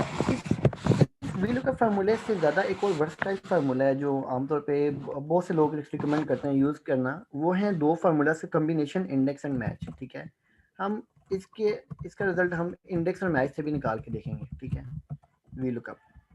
VLOOKUP से हम लोगों ने रिजॉल्व किया। ठीक है, अच्छा, अब इंडेक्स और मैच बेसिकली दो डिफरेंट फार्मूलाज हैं। ठीक है, इंडेक्स एक अलग रिजल्ट देता है, मैच एक अलग रिजल्ट देता है। पहले हम इनको इंडिविजुअली देखते हैं कि इंडेक्स और मैच करता क्या बेसिकली। ठीक है, इंडेक्स का फार्मूला बड़ा स्ट्रेट वे फार्मूला है। वो आपको एक रेंज में से एक स्पेसिफिक एरिया उठा के दे देता है। मिसाल के तौर पे मैं कहता हूँ कि ये मेरे पास एक रेंज है, इसमें थर्ड नंबर पे जो भी चीज़ है वो उठा के दे दे। जैसे आपने देखा था चूज का फार्मूला बता रहा था। ठीक है, तो इंडेक्स का फार्मूला ये करता है कि INDEX कि किसी भी अरे में से, किसी भी रेंज में से हमें एक स्पेसिफिक नंबर मैं उठाना चाहता हूँ कि थर्ड नंबर उठा के दे दे, थर्ड नंबर पे जो भी चीज़ प्लेस कर। ठीक है, इसने हमें 41 कोपर उठा के दे दिया। क्यों? क्योंकि इस रेंज में थर्ड नंबर पे हमारे पास ये जो पोजीशन पे ये पड़ा हुआ था। ठीक है, अच्छा, मैच क्या करता है कि मैच बेसिकली उसकी पोजीशन नंबर बताता है। जैसे कि ये मैंने 3 लिखा है ना यहाँ पे, मैच बेसिकली ये 3 रिजल्ट निकाल के देता है कि मैं कहता हूँ यार ये जो है डाटा, ये इसमें इसकी पोजीशन क्या है, मैच, तो वो मुझे मैच बेसिकली फाइंड करके देगा। इक्वल टू मैच, ये लुकअप वैल्यू है, कॉमा ये मेरे पास लुकअप अरे है पूरी की पूरी, कॉमा मैच टाइप इसका मैं एग्जैक्ट मैच करता हूँ जो कि 0 है। ठीक है, तो ये देख लीजिएगा, इसके अंदर कंफ्यूज ना हो। यहाँ पे लिखा हुआ है उसने कि लेस है या ग्रेटर है, या उसके लिए 1 यूज़ करना है, एग्जैक्ट के लिए 0 यूज़ करना है। ठीक है, 0 ब्रैकेट क्लोज। इसने हमें थर्ड रिजल्ट निकाल के देना है। क्यों रिजल्ट थर्ड में 3 निकाल के दे रहा है कि गिल कैलिस जो है वो इस पूरी लिस्ट में थर्ड नंबर पे आया। तो बेसिकली ये इंटरचेंजेबली दोनों फार्मूलाज हैं। इंडेक्स किसी रेंज में से पोजीशन निकाल के देता है, और मैच किसी रेंज में से पोजीशन बताता है किसकी पोजीशन क्या है। ठीक है, अब हम लोग इंडेक्स और मैच को कंबाइन करके यूज करेंगे VLOOKUP की जगह। ठीक है, और हम देखेंगे कि इसके मजीद बेनिफिट्स क्या हो सकते हैं। ठीक है, इसको मैं नाम देता हूँ इंडेक्स मैच। अब देखें करना क्या है। यही है हमारे पास जॉन स्मिथ साहब। ठीक है, अब हम लोगों ने निकालना है कि जॉन स्मिथ ने यूनिट इस डाटा में से सेल कितने किए हुए हैं। ठीक है, तो हम लोगों ने सबसे पहले ये करना है कि हमने ये देखना है कि जो जॉन स्मिथ साहब हैं उनकी पोजीशन इस डाटा के अंदर क्या है। ठीक है, जॉन स्मिथ की जो पोजीशन अगर मैं मैनुअली चेक करूंगा इस डाटा के अंदर, अगर मैं यहाँ से यहाँ तक डाटा सेलेक्ट करता हूँ तो 6th पोजीशन आ रही है मेरे पास। टोटल काउंट 6 है, 6 पोजीशन है। तो क्या मैं ऐसा कर सकता हूँ कि मुझे जब पता चल जाए कि जॉन स्मिथ की पोजीशन 6 है, तो फिर यहाँ पे भी इस डाटा में भी 6 नंबर से नंबर पोजीशन पे जो भी चीज़ पड़े उठा के दे दे। ये स्टेटमेंट ट्रू है ना, कि जो पोजीशन यहाँ पे जॉन स्मिथ की है इस डाटा में से वही पोजीशन वाला नंबर उठा के दे देगा। तो क्या होगा, हमारा लुकअप का काम निकल आएगा। तो चलें आप पहले चेक करते हैं कि जॉन स्मिथ की पोजीशन क्या है। पोजीशन फाइंड करने के लिए हमें मैच का फॉर्मूला मिलता है। ठीक है जी, मैच ये है लुकअप अरे आपकी, ये लुकअप वैल्यू है। ठीक है, ये मेरे पास लुकअप अरे है, कॉमा 0। तो ये मुझे बता देगा कि जॉन स्मिथ की जो लोकेशन है वो 6 है। तो इंडेक्स का फॉर्मूला मैंने आपको बताया था वो क्या करता है, यहाँ पे लगा के देखते हैं कि हमें 6 पोजीशन में से एक रेंज में से कुछ पोजीशन उठा के दे देता है। तो मैं कहता हूँ कि इंडेक्स INDEX कि इस रेंज में से ये जो पोजीशन पे जो भी चीज़ पड़ी है ये उठा के दे दे। तो उसने हमें यूनिट सोल्ड वही रिजल्ट दे दिया जो बेसिकली लुकअप ने दिया था, लेकिन हमने यहाँ पे दो फार्मूलाज को यूज़ किया, इंडेक्स को और मैच को। या अगर मैं यहाँ पे दोबारा चेंज करता हूँ या कोई और नाम यहाँ पे कॉपी कर देता हूँ, थॉमसन विलियम्स। ठीक है,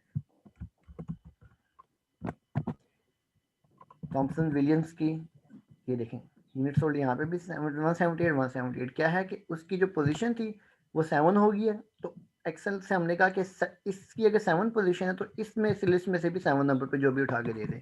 इस फार्मूला को अगर हम कंबाइन करें, ठीक है, तो हम लोगों ने जो ये फार्मूला बेसिकली हमारे पास रिजल्ट आ रहा है, इसको कंबाइन करें तो हम लोगों ने जो यहाँ पे T5 के अंदर जो वैल्यू डाली है उसको हम उसका फार्मूला उठा के कॉपी कर लेते हैं।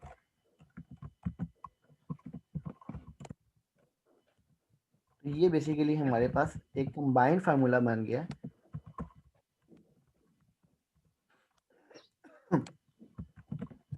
इंडेक्स और मैच, ठीक है, इंडेक्स और मैच का फार्मूला आ गया हमारे पास, ठीक है। यहाँ पे आप इसी फार्मूला को आप हम कैटेगरी निकालते हैं, लेकिन दोबारा से स्टार्ट करते हैं, फार्मूला दोबारा 0 से बनाते हैं।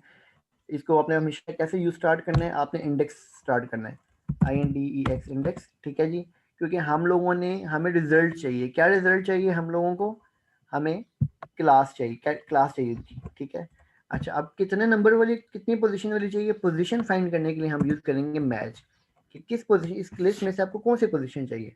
जी, हमें पोजीशन ये चाहिए कि हमें मैच करे, ठीक है, इस थॉमसन विलियम्स को, कि वो इस लिस्ट में किस पोजीशन में पड़ा हुआ है, ठीक है, कॉमा 0। तो बेसिकली उसने हमें यहाँ पे निकाल के दे दी उसकी क्लास, ठीक है। अब यहाँ पे मैं चेंज करता हूँ, ठीक है, वैसे जाएंगी तो बेसिकली उसकी उन्होंने यूनिट्स रोल्ड और क्लास निकाल के दे दिया। अब इंडेक्स मैच एक बार वर्सटाइल किस्म का फार्मूला इस वजह से है, ज़्यादातर लोग इसको प्रेफर इस वजह से करते हैं यूज़ करने के लिए इंडेक्स मैच को, कि वी लुकअप से सबसे पहले इसकी लिमिटेशन है कि आप सिर्फ राइट साइड पे देख सकते हैं, राइट साइड पे लुकअप कर सकते हैं। आपका डाटा वैसे यहाँ पे है और यूनिट्स ओल्ड और बाकी चीज़ें यहाँ पे पड़ी हैं, तो आप इसको इस साइड पे लुकअप करके देख सकते हैं। मिसाल के तौर पे यहाँ पे मेरे पास टोटल प्राइस लिखी हुई है, टोटल, मैं दोबारा सामने पे फार्मूला यहाँ से कॉपी पेस्ट करता हूँ, लेकिन यहाँ पे यूनिट्स की बजाय मैं इसको टोटल ले आता हूँ प्राइस, ठीक है, टोटल प्राइस पड़ी हुई है। अब आपसे मांगा जाता है कि आप टोटल बताएं यहाँ पे, तो आप के पास वी लुकअप के अंदर ऑप्शन नहीं है कि आप यहाँ पे अवैस को लुकअप करके उसकी लेफ्ट पे देख सकें, ठीक है। यहाँ पे आप लेफ्ट पे मूव नहीं कर सकते, या तो आप इस फार्मूले को लाइन पूरे कॉलम को कट करके यहाँ पे कहीं आगे पेस्ट करेंगे और फिर आप वी लुकअप लगाएंगे। लेकिन इंडेक्स मैच चूँकि वो उसके लिए ये प्रॉब्लम नहीं है, तो उसने आपको पोजीशन देनी होती है, तो आप स्ट्रेट अवे इसको जो आपकी इंडेक्स की वैल्यू है क्लास की बजाय आप इसको यहाँ पे टोटल पे मूव करें। ये देखें, अब आपको टोटल देना स्टार्ट करेगा। एक तो ये बड़ा बेनिफिट है कि आप किसी भी डायरेक्शन में लेफ्ट पे भी लुकअप कर सकते हैं, राइट पे भी लुकअप कर सकते हैं। सेकंड, इसका एडवांटेज ये है कि बिलफर्ज किसी वजह से ड्यू टू सम के आपके डाटा के अंदर चेंज आ जाता है, कि मिसाल के तौर पे मैं यहाँ पे कॉलम एंटर कर देता हूँ, अब उसमें प्रॉब्लम क्या है कि इसने रिजल्ट ख़राब कर दिया, ज़ीरो कर दिया। क्यों ज़ीरो कर दिया, क्योंकि हम लोगों ने इसको कॉलम का एक नंबर दिया था कि थर्ड कॉलम के अंदर जो भी वैल्यू वो उठा के दे दे। अब यहाँ पे थर्ड कॉलम में ब्लैंक आना शुरू हो गया, ज़ीरो, तो उसने इसका फार्मूले को वो अडॉप्ट कर दिया, जबकि इसके अंदर ऐसी कोई लिमिटेशन नहीं थी। इसके अंदर वो अपना कॉलम अपनी जगह पे ही रहा, ये अपनी जगह पे ही रहा, ठीक है, मैनुअली हमें कॉलम नंबर नहीं दिया हुआ था, तो इसकी वजह से इसका रिजल्ट भी आपके पास ख़राब नहीं हुआ। तो कोशिश करें कि थोड़ी सी प्रैक्टिस करें और वी लुकअप को बिल्कुल जो है ना वो यूज़ करने की बजाय इंडेक्स मैच फार्मूला यूज़ करें। इसके अंदर मतलब वो आप किसी भी एंड पे मूव भी कर सकते हैं, और सेकंडली अगर डाटा के अंदर कभी कोई कॉलम गलती से ऐड करता है या जानबूझ के भी ऐड करता है कोई मजीद फर्दर इन्फॉर्मेशन ऐड करने के लिए, तो उससे आपको फिर दोबारा सारे के सारे कॉलम्स को उनका रो इंडेक्स नंबर नहीं चेंज करना पड़ेगा आपको, बल्कि उसके अंदर आपको ऑटोमेटिकली उसको प्लेसमेंट कर देगा। तो ये बहुत इंपॉर्टेंट फार्मूलाज हैं, इंडेक्स मैच और वी लुकअप आपको बहुत ज़्यादा फ्रीक्वेंटली यूज़ होंगे। जो भी फाइनेंस प्रोफेशनल्स हैं या जो इनको भी थोड़ा सा वर्क फाइनेंस डिपार्टमेंट में काम करते हुए, तो वो बता सकते हैं आपको कि ये फार्मूला कितना वर्क करता है। मोस्टली हम लोग वी लुकअप ही यूज़ कर रहे होते हैं, but I recommend mostly to my colleagues as well कि यार इंडेक्स मैच फार्मूला ज़्यादातर यूज़ करें। Versatile formula easy to use है, और सेकेंडली लिमिटेशन इसके अंदर नहीं है। ये है हमारे पास वी लुकअप फार्मूला। इसी तरीके से इंडेक्स मैच में देख चुका हूँ। एच लुकअप बेसिकली उसी की एक फॉर्म है, वो इस तरह से एच लुकअप के वी लुकअप ने, जैसे कि आपने बताया कि मैंने आपको बताया कि वी लुकअप जो आपको वर्टिकल लुकअप करके बता रहा है, एच लुकअप हॉरिजॉन्टली लुकअप करके बता देता है। कि मिसाल के तौर पे आपका डाटा कुछ इस फॉर्म में है कि आपका डाटा वर्टिकल की बजाय हॉरिजॉन्टल में पड़ा हुआ है, कि जैसे कि मैं इसको इस फार्मूला को इसको मैं कॉपी करता हूँ और यहाँ पे स्पेशल करता हूँ, वैल्यूज और ट्रांसपोज कर देता हूँ उसको, रोज को कॉलम में कन्वर्ट कर देता हूँ। कि अवैस है, उसके नीचे उसकी अमाउंट लिखी हुई है, जर्डेन के नीचे उसकी है, बिल कैलिस के नीचे उसकी है, ठीक है।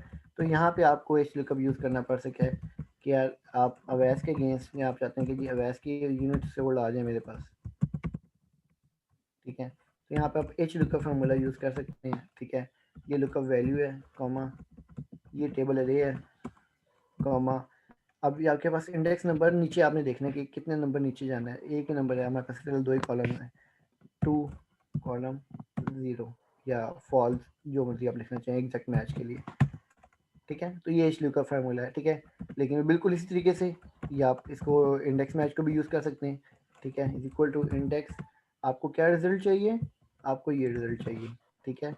इसकी पोजीशन क्या है, पोजीशन के लिए हम बताएंगे कि मैच बताए कि अवैस की जो पोजीशन यहाँ पे है वही पोजीशन हमें चाहिए वहाँ पे आगे, ठीक है। तो ये आपको इंडेक्स मैच से भी रिजल्ट मिल जाएगा, ठीक है। तो आपने देखा कि हॉरिजॉन्टली लुकअप करने के लिए फार्मूला ही चेंज हो जाता है, वी लुकअप की बजाय एच लुकअप यूज़ करने, बट स्टिल अगेन हम यहाँ पे इंडेक्स मैच यूज़ करके हॉरिजॉन्टल लुकअप भी कर सकते हैं डाटा को, ठीक है।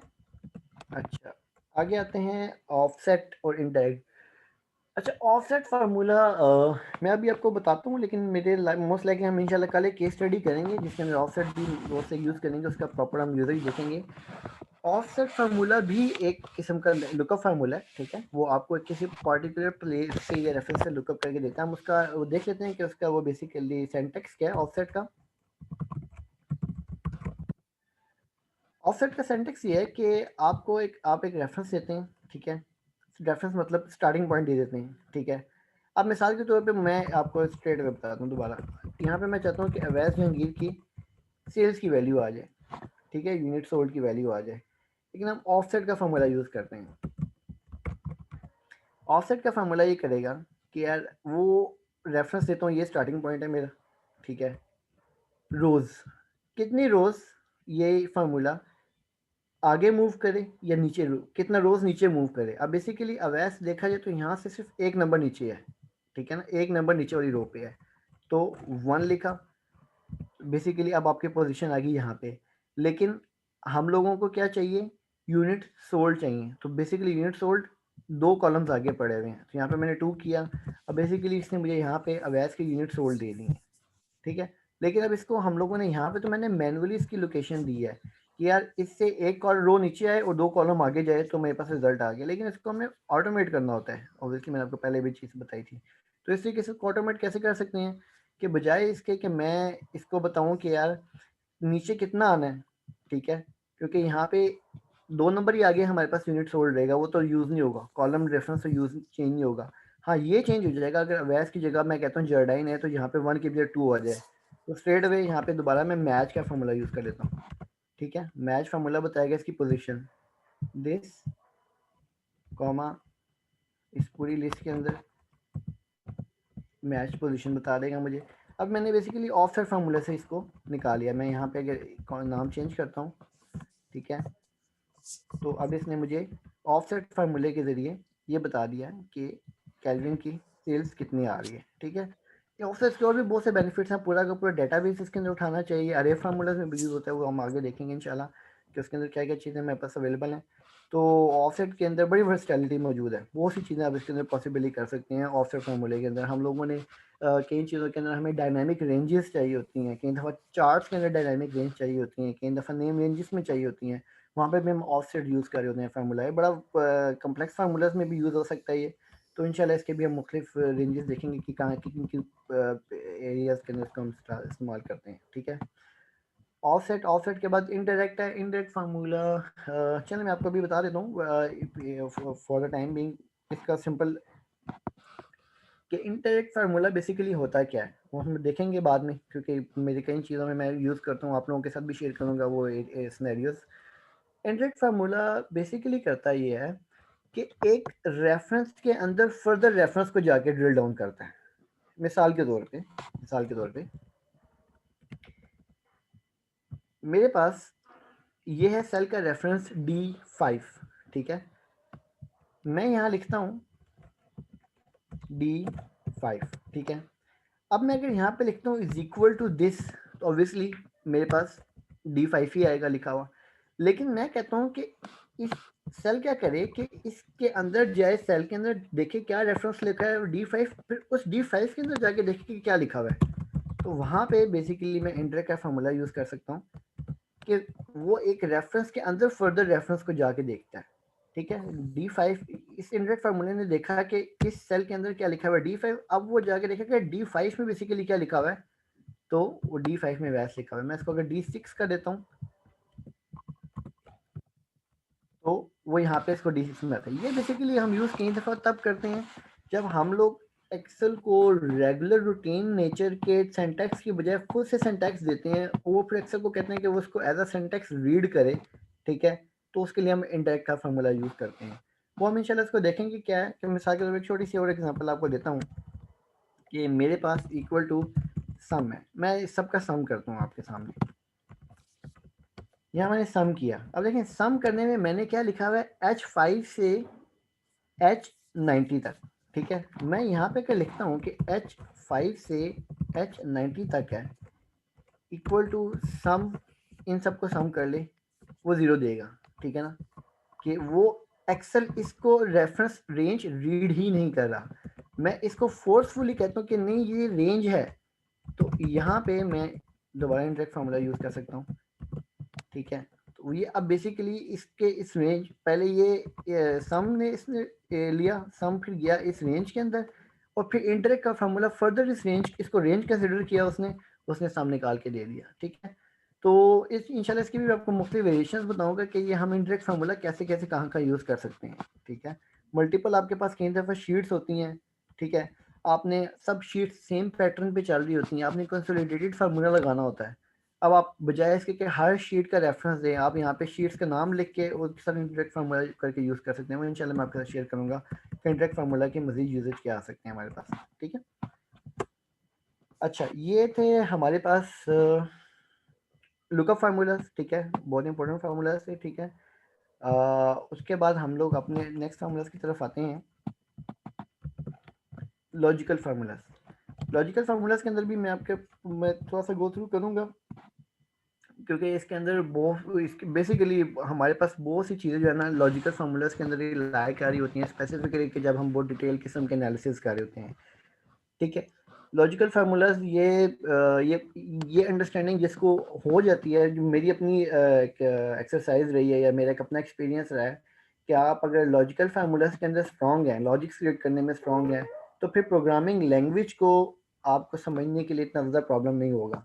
आपको फिर सिंटैक्स समझना पड़ेगा, सिंटैक्स सीखना पड़ेगा, बाकी लॉजिक्स वही हैं हर जगह पे। जो अगर एक्सेल में है तो वही बाकी प्रोग्रामिंग लैंग्वेजेस में यूज़ हो रही है। मैंने visual basic for application VBA खुद सीखी है, और उसकी वजह भी ये रही है कि मैं बड़े आसानी से सीखी हूँ कि लॉजिक्स मेरी बहुत स्ट्रांग हो गई थी एक्सेल के अंदर लॉजिक्स यूज़ कर करके। ठीक है, पहले हम सिंपल कुछ देख लेते हैं, 3-4 formulas, if error is number is blank true false. ठीक है, बाद में फिर हम इफ एंड और ऑल पे आते हैं जो कि मेन फार्मूलाज लॉजिकल फार्मूलाज की कैटेगरी में आते हैं।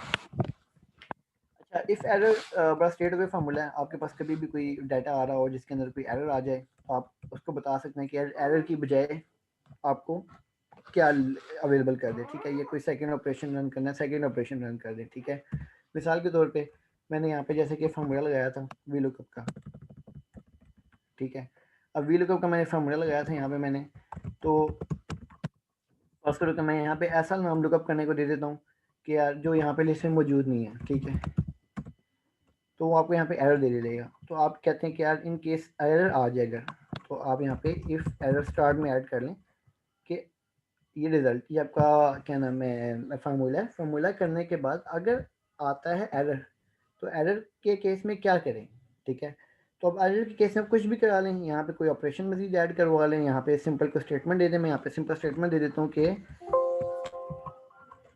मैं कहता हूँ नॉट अवेलेबल। अगर कोई ऐसी वैल्यू आ जाती है जो एरर आ जाए, तो हम स्ट्रेट अवे चाहते हैं कि यहाँ पे विजिबल आ जाए नॉट अवेलेबल। ठीक है, जो वैल्यू उसको मिल जाएगी वो वैल्यू उठा देगा।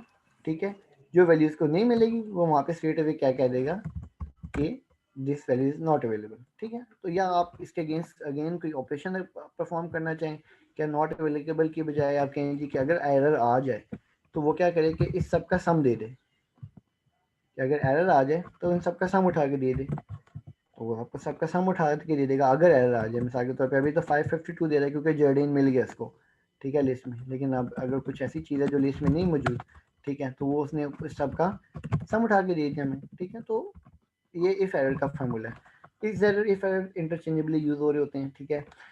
इस नंबर इस टेक्स्ट आपको कहीं दफा चेक करना होता है यार, आपके पास कोई सेल नंबर, सेल के अंदर कोई इन्फॉर्मेशन है तो वो क्या नंबर है या टेक्स्ट है, तो आपको ट्रू और फॉल्स में रिजल्ट देता है। मिसाल के तौर पे मैं अगर कहता हूँ कि इक्वल टू इज नंबर, तो इसका ऑब्वियसली आंसर फॉल्स देगा क्योंकि ये जो सेल को रेफर कर रहा हूँ मैं ये नंबर नहीं है। लेकिन अगर मैं इसी फार्मूला को यहाँ पेस्ट करता हूँ तो ये इसका आंसर ट्रू देगा क्योंकि ये नंबर है। इस तरीके से इज टेक्स्ट है, रिवर्स है, तो ये मैं देखो बताऊँ, ये मैंने इसको स्पेसिफिकली खुद से इंक्लूड किया इस फार्मूला को कि इनके इस नंबर इस टेक्स्ट को ये हमें कैसे यूज़ हो सकते हैं कई मरतबा। इस टेक्स्ट में यहाँ पे ट्रू दे रहा है क्योंकि ये टेक्स्ट है बट ये टेक्स्ट नहीं है, तो यहाँ फॉल्स दे रहा है, ठीक है। ट्रू एंड फॉल्स भी एक फार्मूला है, मतलब मिसाल के तौर पे आप चाहते हैं कि यार ये अगर हो जाए तो ट्रू आ जाए, ये आ जाए तो फॉल्स आ जाए, ठीक है, इसको आप यूज़ कर सकते हैं। मोस्ट इंपॉर्टेंट फार्मूला है जी हमारे पास ये इफ़ एंड और, ठीक है। इसके इंशाल्लाह इससे रिलेटेड मैंने बिल्कुल एक ही जो हम मोस्ट लाइकली कल के दिन में जो मैं केस स्टडी रखूँगा, क्योंकि कल का दिन में मैंने सेशन लेना है, तो मैं इसके अंदर बड़ी डिटेल में रखूँगा किस तरीके से हम इफ़ एंड और ऑल को यूज़ कर सकते हैं, ठीक है। मैं भी आपको एक बता देता हूँ इसका थोड़ा छोटा सा, इफ़ और इफ़ स्टेटमेंट और नेस्टेड इफ क्या होती है, इसके बेसिकली सिंटैक्स क्या होता है। अच्छा, यहाँ हम छोटा सा एक सिनेरियो बिल्ड कर लेते हैं, ठीक है, कि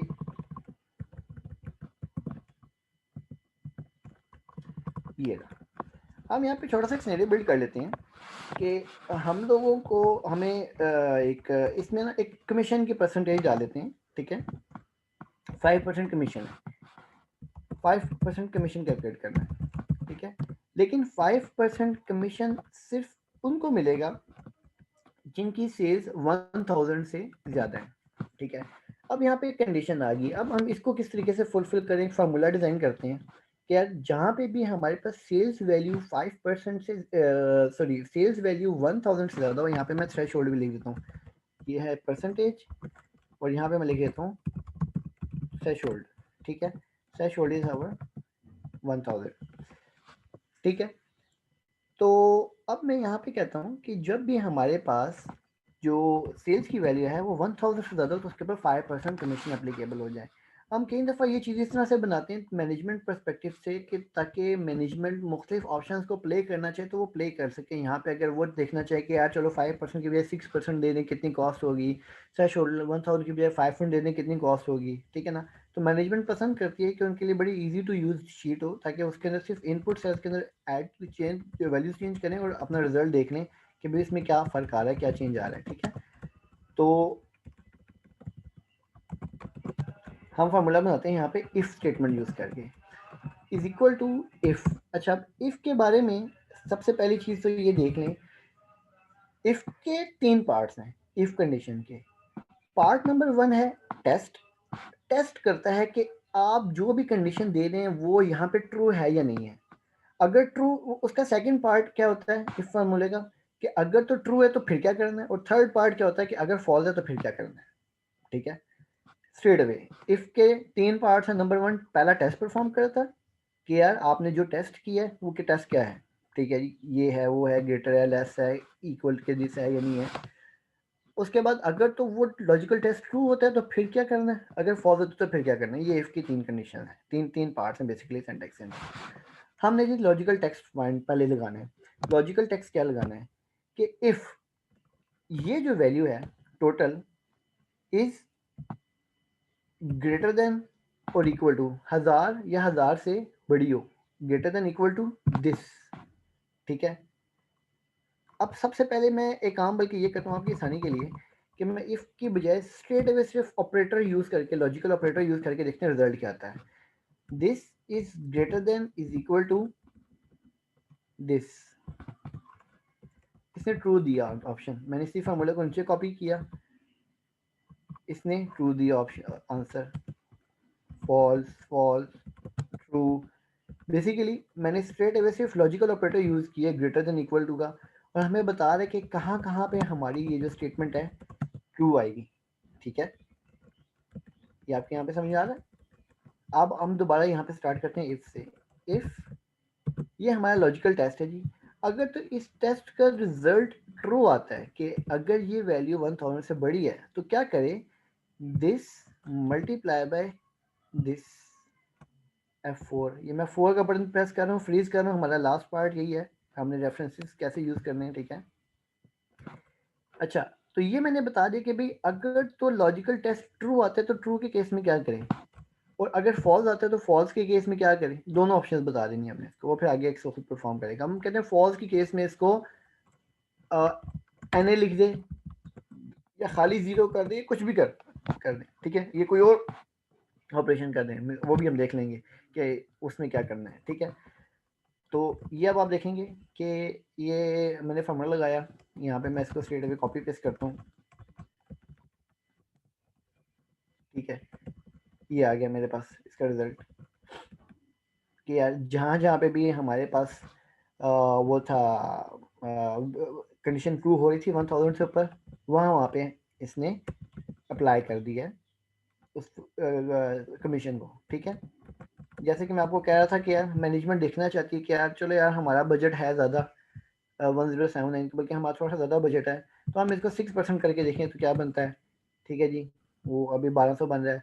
अच्छा अगर हम इसका थ्रेशोल्ड 1000 की बजाय 500 कर दें, 500 करेंगे तो मज़ीद लोग एलिजिबल होना शुरू हो गए हैं। ठीक है, हम इसकी जगह 100 कर दें, मज़ीद लोग एलिजिबल हो गए हैं। ठीक है ना, तो बेसिकली मैं आपको बता था कि हमारी डैशबोर्ड रिपोर्टिंग में इन चीज़ों में ये इफ़ स्टेटमेंट्स बहुत ज़्यादा यूज़ हो रही होती हैं, इफ़ एंड और नॉट। ठीक है, तो ये थी हमारे पास इफ स्टेटमेंट, इफ कंडीशन। ठीक है जी, इफ के अंदर हम लोगों ने क्या किया, दोबारा बता देता हूँ, बहुत इंपॉर्टेंट चीज़ है ये स्टेप।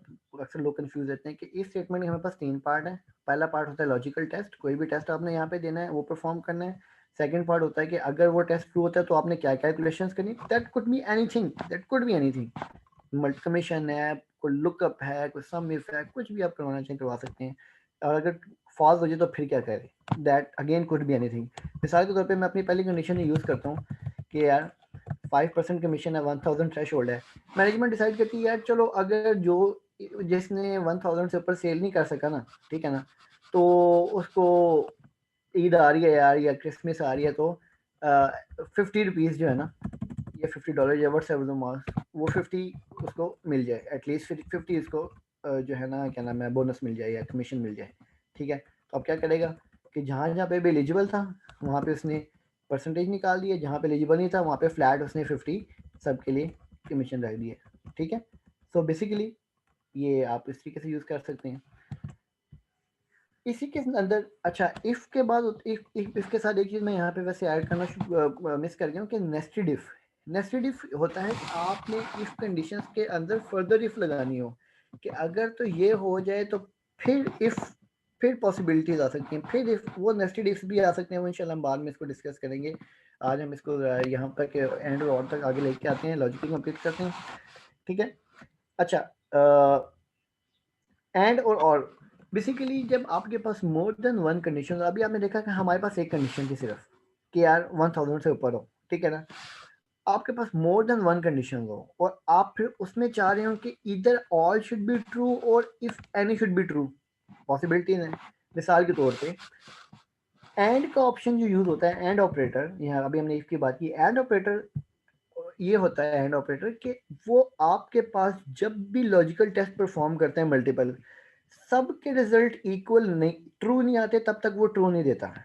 ठीक है, एंड ऑप्शंस आप तब यूज करते हैं जब आप चाहते हैं कि आपकी सारी की सारी कंडीशंस मेट हों, और ऑप्शन आप तब यूज करते हैं जब आप चाहते हैं कि आपकी सारी में से कोई एक भी कंडीशन मेट हो जाए तो रिजल्ट उसका ट्रू आ जाए। ठीक है, तो मैं इसको क्विकली यहाँ पे एक डेमोन्स्ट्रेट कर देता हूँ। अच्छा इसी एग्जांपल को लेते हैं, कमीशन की एग्जांपल को। कमीशन की एग्जांपल को ये लेते हैं हम कि मैनेजमेंट यहाँ पे एक चीज़ और ऐड कर देती है कि यार जो हमारे पास पेन सेट था ना, वो पेन सेट उसकी डिमांड बड़ी कम थी, तो जो भी क्या नाम है एम्प्लॉई है वो पेन सेट बेच सके। ठीक है, और उसकी वैल्यू 500 से ज़्यादा है तो उसको 500 कमीशन मिल जाए। ठीक है। अब हमारे पास यहाँ पे दो चीज़ें आ गई हैं, ठीक है। एक आ गया है हमारे पास थ्रेशोल्ड, और एक हमारे पास, मैं यहाँ पे ले आता हूँ आइटम, ठीक है। अच्छा, ये हमारे पास अब इनपुट नंबर्स हैं। मैनेजमेंट ये कहती है कि अगर, अब मैं आपको बताऊँ, हम अपनी कमीशन कैसे कैलकुलेट करना है कि आपके पास इफ़, बल्कि पहले इफ़ को भी छोड़ते हैं, पहले स्ट्रेट अवे ट्रू फॉल्स निकाल के देखते हैं क्या आता है। इज इक्वल टू, मैंने आपको बताया कि हमारी दोनों कंडीशन ट्रू होनी चाहिए।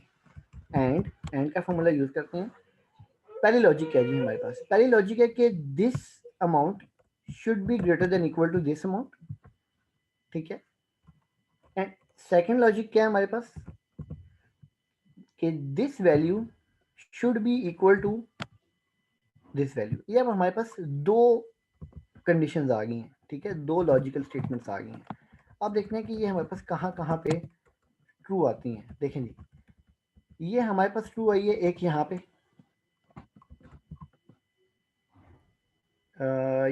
ये ट्रू कैसे आ गई? एन, नहीं सॉरी, ये हाँ ये ट्रू है। देखें अब ये ट्रू क्यों आई है हमारे पास, बाकी सब फॉल्स है कि यहाँ पे वैल्यू हमारे पास 500 से भी ऊपर है, और यहाँ पे 65 भी मौजूद है, ठीक है। यहाँ पे भी 65 मौजूद है, लेकिन क्योंकि वैल्यू 500 से कम है, इसने यहाँ फॉल्स कर दिया, ठीक है। इस तरीके से ये मेरे पास एक और ट्रू आ गया ऑप्शन कि यार यहाँ पे 1500 से भी ऊपर है अमाउंट, और 65 भी आ गया, ठीक है। तो अब हम आगे दोबारा इसको यूज़ करते हैं कि एंड से पहले हम लगाते हैं इफ़। अच्छा, अब इफ़, अगेन इफ़ की वही है, सेंटर में हम लोगों ने पूरी स्टेट टेस्ट दे दिया एंड यूज़ करके। अब अगर तो ट्रू आ रहा है तो दिस मल्टीप्लाई बाय दिस, ठीक है जी। अदरवाइज अगर ट्रू नहीं है तो हम कहते हैं ज़ीरो, कुछ भी नहीं है, कुछ भी नहीं देना, ठीक है। ये हमने यहाँ पे कॉपी पेस्ट कर दिया फार्मूला। तो अब आप देखें कि ये यहाँ पे उसमें जो जहाँ जहाँ पे भी कंडीशन मेट हो रही थी वहाँ पे इसने रिजल्ट दे दिया। ये एंड ऑपरेटर है। अच्छा, एक और सिनेरियो आपको बता देता हूँ कि अगर मैनेजमेंट कहती है कि यार वैसे तो हमारा थ्रेशोल्ड ये है, ठीक है, 1000 उससे बड़ी अमाउंट है, लेकिन चूंकि पेन सेट जो है ना वो सेल क्या नाम है, बड़ी मुश्किल से होते हैं, हमारे पास सेल ही नहीं हो रहे होते। तो अगर पेन सेट जिसने जो भी सेल कर दिया ना, उसको 5% कमीशन दे दो, उसमें फिर आप थ्रेशोल्ड ना देखो, ठीक है। तो यहाँ पे हम एंड की बजाय और ऑपरेटर यूज कर लेंगे। और का क्या मैंने आपको बताया था कि और के पास जब भी इनमें से कोई भी एक भी वैल्यू ट्रू होगी तो उसका रिजल्ट ट्रू दे देगा। इधर ये वैल्यू ग्रेटर देन 1000 हो जाए तो भी ट्रू दे देगा, या फिर 65 मिल जाए तो भी ट्रू दे देगा। अब इसका रिजल्ट देखते हैं और के साथ रिजल्ट क्या आ रहा है, ठीक है। अब ये देखें, यहाँ पे तो चलो 1000 से ऊपर अमाउंट थी, कर दिया, 1000 से ऊपर से अमाउंट कर दिया। ये अमाउंट 1000 से ऊपर नहीं थी, लेकिन क्योंकि ये 65 था तो उसने क्या किया कि यहाँ पे उसने फिर भी कमीशन कैलकुलेट कर लिया, क्योंकि हमने इसको कहा कि या तो 5000 से ऊपर अमाउंट तो या फिर 65 हो, इनमें से कोई भी ऑप्शन हो तो कमीशन दे दो, तो उसने कमीशन कैलकुलेट कर दिया। So this is the major difference between and और, ठीक है। एंड सबके सब लॉजिकल स्टेटमेंट्स आपकी ट्रू हों तो उसको ट्रू करता है, और कोई भी एक स्टेटमेंट ट्रू हो जाए तो आपको अल्टीमेट रिजल्ट ट्रू दे देता है, और सारे के सारे फॉल्स हो तो फॉल्स देगा।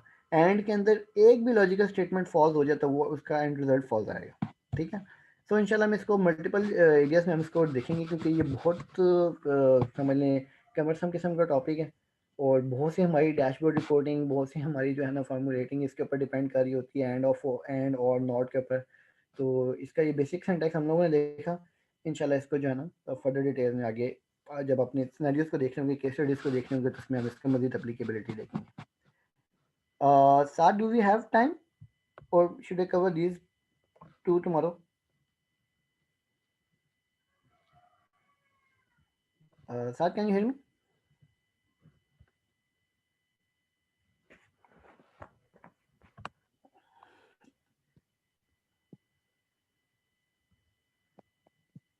जस्ट अ मिनट गाइस, एक मिनट मैं साथ से बात कर लूँ।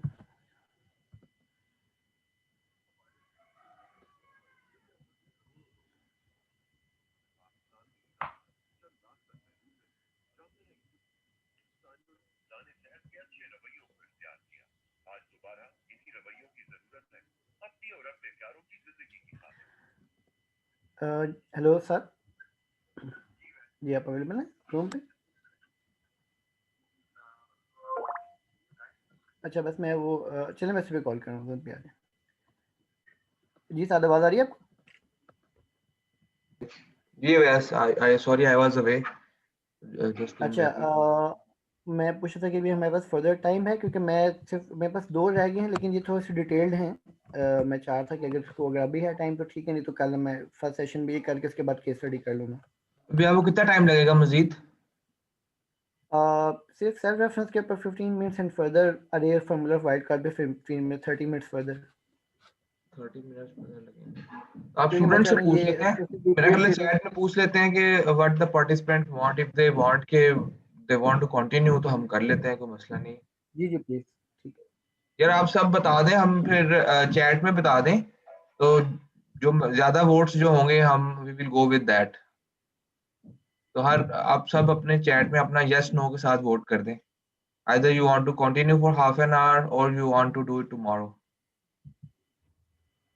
अगर आप लोगों को मजा आ रहा है, समझ आ रही है, तो just vote it. यस के 2 वोट आ गए हैं, बाकी आई गेस मोस्टली यही कह रहे हैं सब कंटिन्यू करने को। अभी तक यस के 4 वोट आए हैं। बाकी आप सब लोग भी यार हर कोई अपना अपना हक राय दही यूज करें, use your power to vote.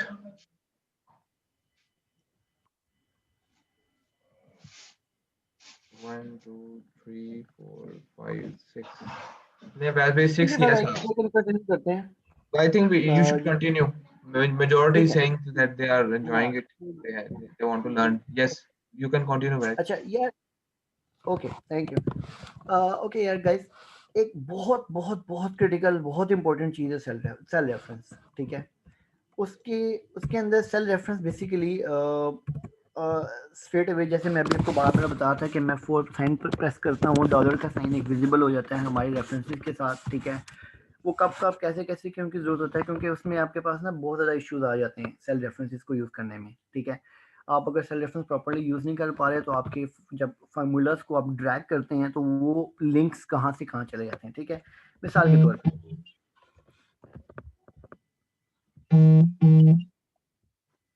Okay, मिसाल के तौर पे आपने एक्सेल की जो बेसिकली इन्वायरमेंट देखी है कि जिस टाइम पे आप कभी जब भी आप कुछ चीज़ कॉपी पेस्ट कर रहे होते हैं, ठीक है, तो आपने इसको नोट डाउन किया होगा कि वो बेसिकली उसको फर्दर ड्रैग कर रहा होता है। मिसाल के तौर पे मैं यहाँ पे एक छोटे से एग्जांपल ले रहा हूँ, ये it is not making any sense, but मैं सिर्फ इन दोनों मैं चाहता हूँ कि मैं इन 2 कॉलम्स के अंदर जो 2 नंबर्स आ रहे हैं, यूनिट सोल्ड और यूनिट कॉस्ट, इन दोनों को प्लस करूँ, ठीक है।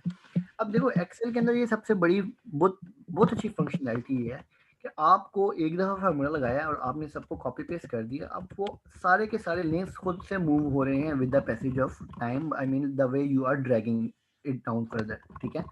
ये सब के सब सेल्फ ड्रैग हो रहे हैं, ठीक है। ये ऑब्वियसली होने भी चाहिए। आप मैं नहीं चाहता कि मैं यहाँ पे फार्मूला लगाऊँ और यहाँ पे भी 805 आ रहा हो।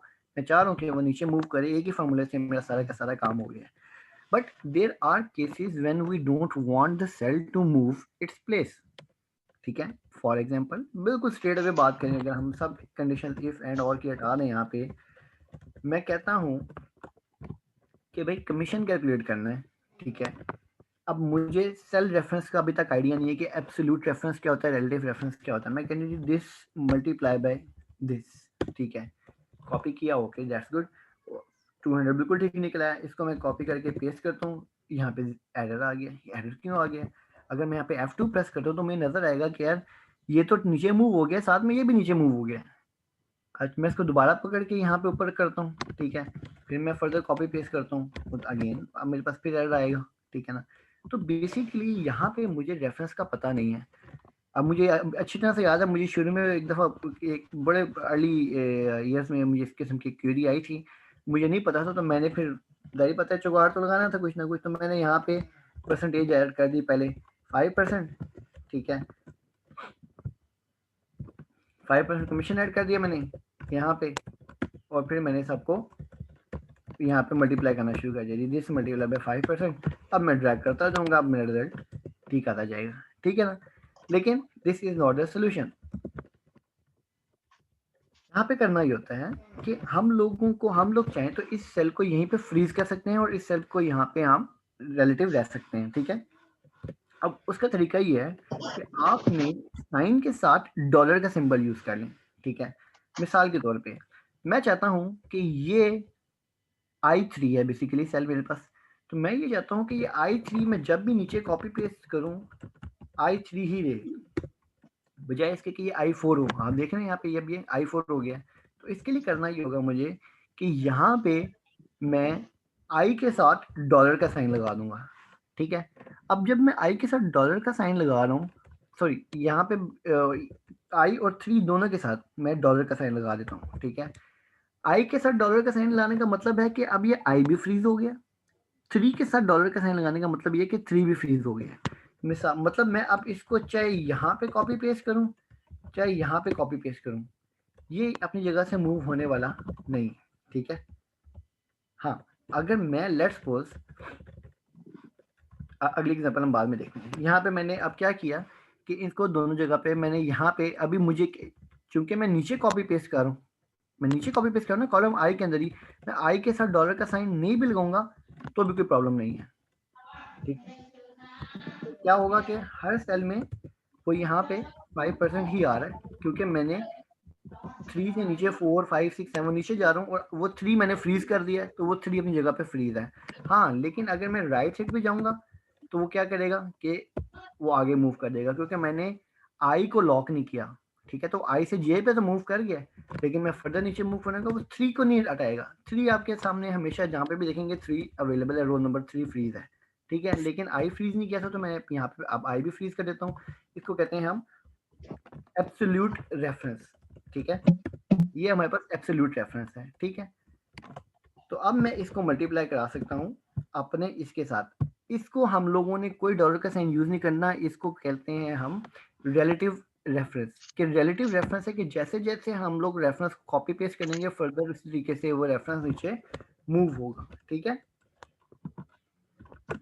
तो अब ये बेसिकली हमारा फार्मूला ठीक परफॉर्म कर रहा है, ठीक है। ये बहुत इंपॉर्टेंट चीज़ है। कई दफ़ा लोगों को इस चीज़ की समझ नहीं आ रही होती और उसमें प्रॉब्लम क्या होता है कि वो उनका फार्मूला ठीक से परफॉर्म नहीं कर रहा होता, ठीक है। कहाँ पे किस चीज़ को फ्रीज करना है किसको नहीं। अच्छा, अब एक और काम करते हैं। मैं चाहता हूँ कि जी ये है हमारे पास बेसिक कमीशन, दैट इज़ 5%। ये है हमारे पास एक्स्ट्रा कमीशन, दैट इज़ 2%, ठीक है, 2%। अब मैं चाहता हूँ कि यार एक्स्ट्रा कमीशन है, अब वो तो बड़ा सिंपल है। मैंने एक फार्मूला लगा लिया, अब तो दोबारा का मसला ही नहीं है। मैंने यहाँ पे कॉपी किया, यहाँ पेस्ट किया, अब मैं फिर करना स्टार्ट कर लिया। अब देखो यहाँ पे क्या प्रॉब्लम आ गई मेरे पास, यहाँ पे क्या गलत हो गया।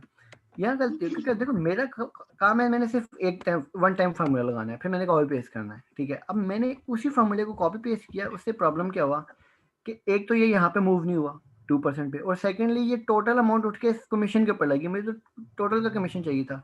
अब इस फार्मूले को दोबारा रेक्टिफाई करते हैं। क्या रेक्टिफिकेशन रिक्वायर्ड है? रेक्टिफिकेशन नंबर 1 कि भाई हम लोग चाह रहे हैं कि ये रो फ्रीज हो, कॉलम फ्रीज ना हो, ठीक है।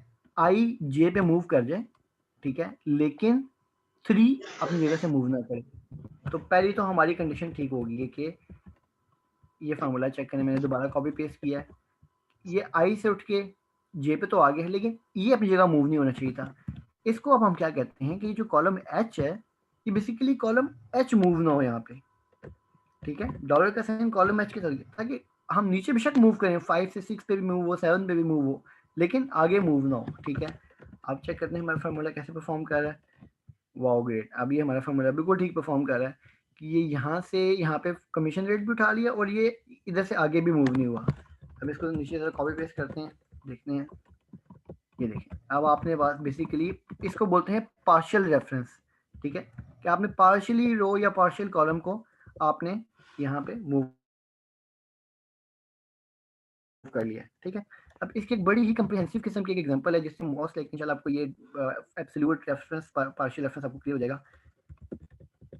आपसे एक छोटी सी रिपोर्ट मांगी जाती है, ठीक है। वो रिपोर्ट क्या मांगी जाती है? आपसे रिपोर्ट ये मांगी जाती है भाई कि मुझे इस डेटा में से एक छोटी सी रिपोर्ट बना के दें कि इन सेल्स रिप्रेजेंटेटिव्स ने किस किस रीजन में कितनी टोटल सेल्स की हैं, इन सेल्स रिप्रेजेंटेटिव्स ने किस किस रीजन में कितनी कितनी सेल्स टोटल की हैं। ओ यार तो परेशानी होगी। अब आपने जल्दी से एक काम क्या करना है, सबसे पहले तो आपने एक रिपोर्ट का फॉर्मेट देखना है आप किस तरह से बनाएंगे। आप इस तरह से बनाएंगे, सबसे पहले ये नाम कॉपी पेस्ट किया आपने, ठीक है, डाटा में गए, रिमूव डुप्लीकेट्स में गए, ठीक है, ओके, ये आपके पास डाटा में आ गया रिमूव डुप्लीकेट्स। अब आप गए रीजन में, क्योंकि आपको रीजन वाइज आपसे रिपोर्ट मांगी है, कॉपी किया, पेस्ट वैल्यूज, डाटा में गए, रिमूव डुप्लीकेट्स, डुप्लीकेट्स आपने रिमूव किए, ठीक है। एक और आपने काम ये करना है कि इसको कॉपी करना है और यहाँ पे ट्रांसपोज करके पेस्ट स्पेशल कर दें, पेस्ट स्पेशल वैल्यूज, और इसको ट्रांसपोज पे क्लिक कर दें, ठीक है। अब क्या हो गया आपके पास कि आपके पास आपके रोज के अंदर नाम आ गए, ठीक है, और कॉलम्स के अंदर आपके रीजन आ गए। अब यहाँ पे अपना अपना लगाना है फार्मूला। हाँ जी, फार्मूला पर हमारा लगेगा कौन सा, सम इफ, ऑब्वियसली, ठीक है, क्योंकि सम इफ हम लोगों ने फार्मूला सीखा हुआ है कि सम कंडीशनल सम करना हो हमें तो हम सम इफ यूज करते हैं। लेकिन यहाँ पे क्या प्रॉब्लम है कि हमारे पास कंडीशंस दो हैं, एक नाम है और एक रीजन है, तो हम सम इफ यूज करेंगे, SUMIFS, ठीक है। हमें चाहिए टोटल सेल्स चाहिए, ठीक है, तो सम रेंज हमारे पास है, ये सम रेंज ये होगी हमारे पास, कॉमा, क्राइटेरिया रेंज 1 क्या है हमारे पास, ये है जी क्राइटेरिया रेंज 1, कॉमा, और इसका क्राइटेरिया कहाँ है जी, नाम यहाँ लिखे हुए मेरे पास, ठीक है, ये नाम लिखे हैं मेरे पास, कॉमा, क्राइटेरिया रेंज 2 क्या है, ये है जी मेरे पास क्राइटेरिया रेंज 2, ठीक है, कॉमा, और मेरे पास रीजन कहाँ पे लिखे हुए हैं, ये ऊपर रीजन लिखे हुए हैं, ये हेडिंग में रीजन है। अब मुझे ये करना है कि मुझे एक फार्मूला बना के सब जगह कॉपी पेस्ट करना है, बजाय इसके कि मैं इन सब सेल्स में अलग अलग फार्मूला हूँ। मैंने फार्मूला बना लिया, मैं कामयाब हो गया, ठीक है जी। अब मैंने स्ट्रेट अवे इस फार्मूला को कॉपी पेस्ट कर देना है, Ctrl+C, Ctrl+V, और ये आ गया एरर। क्यों, क्या प्रॉब्लम हुई, वही प्रॉब्लम हुई रेफरेंसेस की, ठीक है। ये यहाँ पे सब कुछ ठीक था, लेकिन जैसे ही यहाँ पे गया तो वो टोटल से हट के यहाँ पे आ गया, रिप्रेजेंटेटिव आगे निकल गया, बाइंडर आगे चला गया, यहाँ से ये सेल अवैस कुछ लुकअप करना चाहिए था, सम इफ था, ये इस अमाउंट को करना शुरू कर दिया है, ठीक है। ये साथ साथ चीज़ें नीचे मूव हो गई हैं। प्रॉब्लम क्या है कि हम लोगों ने प्रॉपरली इसको रेफरेंस किया ही नहीं है। अच्छा, अब इस एग्जांपल, ये बहुत इंटरेस्टिंग एग्जांपल है, इसके अंदर हमारी तीनों चीज़ें कवर होंगी, एब्सोल्यूट, पार्शियल और रिलेटिव, ठीक है। हमने यहाँ पे ये देखना है कि भाई कौन सी ऐसी चीज़ है जो आप चाहते हैं कि मूव हो ही ना बिल्कुल, दैट आर आवर रेंजेस। हम चाहते ही नहीं है कि किसी भी प्लेस पे हमारी रेंज मूव हो, ये ऊपर से ये चीज़ें मिस हों, ठीक है। तो हमारे पास जो रेंजेस जितनी भी है ना, ये पूरी की पूरी एब्सोल्यूट रेफरेंस होंगी। मतलब ये है कि इनका डॉलर का साइन इनके अल्फ़ाबेट से कॉलम से पहले भी आएगा, इनके रो से पहले भी आएगा, कॉलम से पहले भी, रो से पहले भी। इसका आसान तरीका क्या है, F4 का साइन अगर आप प्रेस करेंगे तो आपको F4 का साइन 3 ऑप्शन देता है। एक दफ़ा प्रेस करते हैं तो ये फुल फ्रीज करता है, ठीक है, इसको फ्रीज के टर्म भी यूज करते हैं। सेकंड टाइम प्रेस करते हैं तो ये सिर्फ रो को फ्रीज करता है। थर्ड टाइम प्रेस करते हैं कॉलम को फ्रीज करता है। दोबारा F4 प्रेस करेंगे, सब डॉलर रिमूव कर देगा। तो अभी हम क्या कर रहे हैं कि हम बेसिकली जो रेंजेस हैं उनको फुल फ्रीज कर रहे हैं, एब्सोल्यूट रेफरेंस कर रहे हैं, ठीक है। ये भी रेंज है हमारे पास, ये भी रेंज है। चलो जी यार, अब तो हमारे इशू रिजॉल्व हो जाना चाहिए, क्योंकि देखो यहाँ पे इस सेल में क्या हुआ था कि वो रेंजेस ऊपर से सारी मिस हो गई थी, लेफ्ट से राइट चली गई थी, लेकिन अब हम लोगों ने नया फार्मूला बना लिया और अब हमारा इशू रिजॉल्व हो जाना चाहिए। अभी भी नहीं हुआ यार, रेंजेस अपनी जगह सब मौजूद हैं। प्रॉब्लम क्या आ रही है कि हमारे पास ये जो हमारे क्राइटेरिया रेंजेस हैं, जो क्राइटेरिया हैं, ये भी अपनी जगह से मूव हो रहे हैं। हमने क्राइटेरियाज को भी होल्ड करना है। अच्छा, क्राइटेरियाज को भी ठीक है, पूरा का पूरा होल्ड कर देते हैं। इसको भी F4 प्रेस करके फुल होल्ड कर दिया, इसको भी F4 करके फुल फ्रीज कर दिया। अब हमारी इशू रिजॉल्व हो जाना चाहिए, लेकिन नहीं हुआ। क्यों, हम लोगों ने फुल फ्रीज कर दिया। हर एरिया में, हर एंगल में हमारे पास अवैस जहांगीर और सेंट्रल का एरिया दे रहा है। नहीं, हम लोगों ने यहाँ पे करना है पार्शियल फ्रीज। पार्शियल फ्रीज ये करना है, मैं ये चाहता हूँ कि भाई जब मैं इस सेल को यहाँ से यहाँ कॉपी करूँ तो अवैस अपनी जगह से मूव ना हो, लेकिन जब नीचे मूव करूँ तो तब जर्डेन पे मूव हो। अच्छा ठीक है जी, अवैस को ठीक कर लेते हैं। अवैस है जी AA, ये है हमारे पास AA5। हम चाहते हैं कि अवैस का जो AA कॉलम है वो अपनी जगह से मूव ना हो। ओके जी, तो हम बेसिकली इस रो नंबर 5 के साथ जो डॉलर है ये हटा देते हैं। ठीक है, आप देखते हैं। ठीक है जी, ये आप कॉपी पेस्ट करते हैं। अब ठीक हो गया। अब एक काम तो ठीक हो गया कि यार नीचे कॉपी पेस्ट हो रहा है तो ये अवैस के बजाय नीचे वाले नाम आ रहे हैं, और जब आगे मूव कर रहा हूँ तो आगे मूव भी नहीं हो रहा। लेकिन एक और प्रॉब्लम हो रहा है कि सेंट्रल अपनी जगह फ्रीज हुआ है। ठीक है, सेंटर को हम लोगों ने, जैसे कि हमने AA5 के अंदर कॉलम को फ्रीज किया है, इसके अंदर हमने कॉलम को रिलीज करना है, रो को फ्रीज करना है, ताकि ये फ्रीली मूव हो लेफ्ट से राइट, सेंट्रल से वेस्ट पे आए, ठीक है, ईस्ट पे आए। लेकिन जब मैं नीचे कॉपी पेस्ट करूं तो नीचे मूव ना हो। अब ये बिल्कुल एक्यूरेट हो गया हमारा फार्मूला। इस फार्मूले के अंदर हम लोगों ने तीनों एग्जांपल देखी हैं कि हमें किस केस में हमें फुल फ्रीज करना पड़ता है, किस पार्शियल कॉलम को फ्रीज किया, किस केस में हमने पार्शियल रो को फ्रीज किया है। ठीक है, अब एक फार्मूला बनाया हमने यहाँ पे और उसको सब जगह कॉपी पेस्ट कर दिया। ठीक है, इसके यहाँ पे टोटल लगाते हैं। आपको ये लोकेशन वाइज टोटल भी मिल गया। यहाँ पे आप दूसरा टोटल लगाएं, आपको रिप्रेजेंटेटिव वाइज टोटल भी मिल गया। यहाँ पे आपका ग्रैंड टोटल आ गया। आप टेस्ट करने के लिए तरीका क्या है, ये 44,294 है और यहाँ पे भी मेरे पास ग्रैंड टोटल 44,294। तो ये आपने एक छोटी सी समरी आपसे मांगी गई थी, आपने वो जल्दी से बना के प्रोवाइड कर दी, जिसके अंदर आपने कॉपी पेस्ट करके रिमूव डुप्लीकेट्स किए। ठीक है, और एक फार्मूला बिल्ड किया सम इफ्स का, जिसके अंदर अगर आपको रेफरेंसेस लगाना आ रहे थे तो आपने वो रेफरेंसेस वगैरह यूज़ किए हैं। ठीक है, और ये आपने एक फार्मूले के साथ ही सारे डाटा को समराइज करके रखी है। सो बहुत ज़्यादा इंपॉर्टेंट है, इसकी प्रैक्टिस बहुत ज़रूरी है। ठीक है, जो लोग ऑब्वियसली बिगनर्स नहीं हैं उनके लिए तो उनको तो जानते हैं इस चीज़ को, जो बिगनर्स हैं उनके लिए आमतौर पे कई दफ़ा आप फार्मूलास लगा रहे होते हैं, वी लुकअप लगाया है, बहुत दफ़ा हमें शुरू में इश्यूज आते थे कि यार फार्मूला का रिजल्ट गलत आ रहा है, वी लुकअप लगाया है लेकिन पहले सेल में ठीक आया, आगे हमने ड्रैग किया तो गलत हो गया। उसकी रीज़न क्या है कि वी लुकअप के अंदर जो रेंज दिया उसको फ्रीज नहीं किया हुआ, वो रेंज भी साथ साथ मूव होती गई है, डाटा मिस होता रहा है। तो कहाँ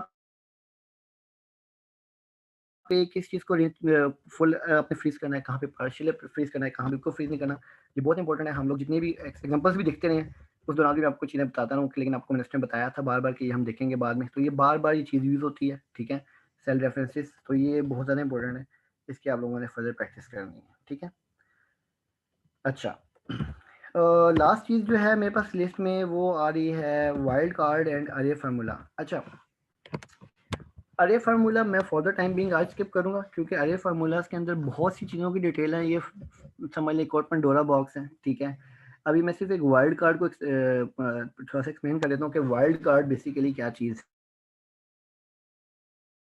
है। अच्छा, वाइल्ड कार्ड में बेसिकली है ये वाइल्ड कार्ड कि आपको वाइल्ड कार्ड बेसिकली है कि आपको कोई इन्फॉर्मेशन या कोई छोटी सी चीज़ अननोन हो और आपने स्पेकुलेशन की बेसिस पे उसको यूज़ करना हो, आप कैसे करेंगे। ठीक है, मिसाल के तौर पे वाइल्ड कार्ड होता क्या है, दो दो इंस्ट्रूमेंट्स हैं या दो समझ लें ऑपरेटर्स हैं जो कि वाइल्ड कार्ड के लिए आप यूज़ कर सकते हैं। एक है स्टैटिक और एक है क्वेश्चन मार्क। ठीक है, स्टैटिक आप यूज़ करते हैं जब आपके पास पूरी एक टेक्स्ट स्ट्रिंग मिसिंग हो, और क्वेश्चन मार्क यूज़ करते हैं कि आपके पास सिर्फ कोई एक आध अल्फ़ाबेट या कोई एक आध चीज़ मिसिंग हो। ठीक है, मैं आपको बताता हूँ क्या मैं बात क्या कर रहा हूँ। मैं बात ये कर रहा हूँ कि मेरे पास मैं अभी इसको आप वाइल्ड कार्ड को फार्मूलाज में भी यूज़ कर सकते हैं, फिल्टर में भी यूज़ कर सकते हैं। मिसाल के तौर पे कई दफ़ा होता है, अब मैं यहाँ पे एक एग्जांपल ले रहा हूँ, अपनी एग्जांपल लेता हूँ कि कई दफ़ा डाटा एंट्री करने वाला बंदा अब डाटा एंट्री कर रहा है, अब वो जहांगीर में JAH कर देगा कभी। ठीक है, यहाँ पे भी इसने JAH कर दिया। ठीक है, इधर कई दफ़ा कई लोग आपने शायद नोट किया अवैस ए के बजाय ओ से लिखते हैं। ठीक है, अब मैं यहाँ पे, अब मुझे पता है कि ये अवैस जहांगीर एक ही बंदे का नाम है, वो डाटा एंट्री करने वाले बंदे ने गलती से कर दिया है। अब मेरे पास बहुत बड़ा डाटा है, अब मैं क्या करूंगा कि मैं बजाय देखना चाह रहा हूँ यार अवैस का फिल्टर कितना करना चाह रहा हूँ। अब अवैस में मुझे पता है कि यार 2-3 इसके अंदर गलतियां अवैस के अंदर ना। तो अब एक तो ये कि मैं पहले अवैस लिखूँ, फिर इसका टोटल देखूँ क्या आ रहा है, फिर इसका देखूँ। तो इसकी जगह पहले मैं क्या करता हूँ कि मैं कहता हूँ कि क्वेश्चन मार्क मैंने आपको जैसे कि बताया कि अगर एक आध अल्फाबेट मिसिंग है, क्वेश्चन मार्क पहला अल्फाबेट क्वेश्चन मार्क हो, फिर उसके बाद WAIS, ठीक है। उसके बाद जहांगीर में मैंने देखा कि कहीं पे ई लिखा हुआ है, कहीं पे ए लिखा हुआ है, यहाँ क्वेश्चन मार्क HANGAR। अब देखें उसने किया क्या है, उसने ये जो सीक्वेंस है, जहाँ पे भी ये सीक्वेंस आ रहा है, इधर कुछ भी आ जाए, चाहे शुरू में ए आ जाए या ओ आ जाए या यहाँ पे ई आ जाए, ए आ जाए, उसने वो सारे के सारे ऑप्शन मेरे पास यहाँ पे विजिबल कर दिए, ठीक है। इसी तरीके से अगर मैं कहता हूँ कि मेरे पास जर्डीन अब्राहम है, अब डाटा एंट्री करने वाले ने कभी जर्डीन लिखा है अब्राहम, कभी सर ने उसका नहीं लिखा। अब यहाँ पे मेरे पास पूरी की पूरी टेक्स्ट स्ट्रिंग मिसिंग है। तो मैं यहाँ पे चाहता हूँ कि मुझे पता है कि जर्डीन और जर्डीन अब्राहम एक ही बंदा है, ठीक है ना। मैं ये कहता हूँ कि इक्वल, यहाँ पे मैं अगर सर्च करना चाहता हूँ जर्डीन, तो JARDINE और स्टेरिक, ठीक है। अब वो क्या करेगा कि स्टेरिक लगाने से जर्डीन के आगे कुछ भी होगा, जर्डीन अब्राहम होगा, जर्डीन लिंकन हो, या मिसाल के तौर पर मैं अगर 3 डिजिट यूज करता हूँ, गिल कैलिस कूपर है जैसे, ठीक है। अब गिल कैलिस कूपर में कहीं पे भी इसने किसी जगह पे कैलिस लिखा है, कहीं जगह पे कैलिस नहीं लिखा, खाली गिल कूपर लिख दिया, ठीक है ना। तो इसमें क्या होगा कि मैं चाहता हूँ कि ये मुझे पता है एक ही बंदा है, मैं स्ट्रेट अवे कहता हूँ कि गिल स्टेरिक कूपर, ठीक है। तो इसने यहाँ पे मुझे निकाल के दे दिया जो भी अपना रिजल्ट आ रहा होता है।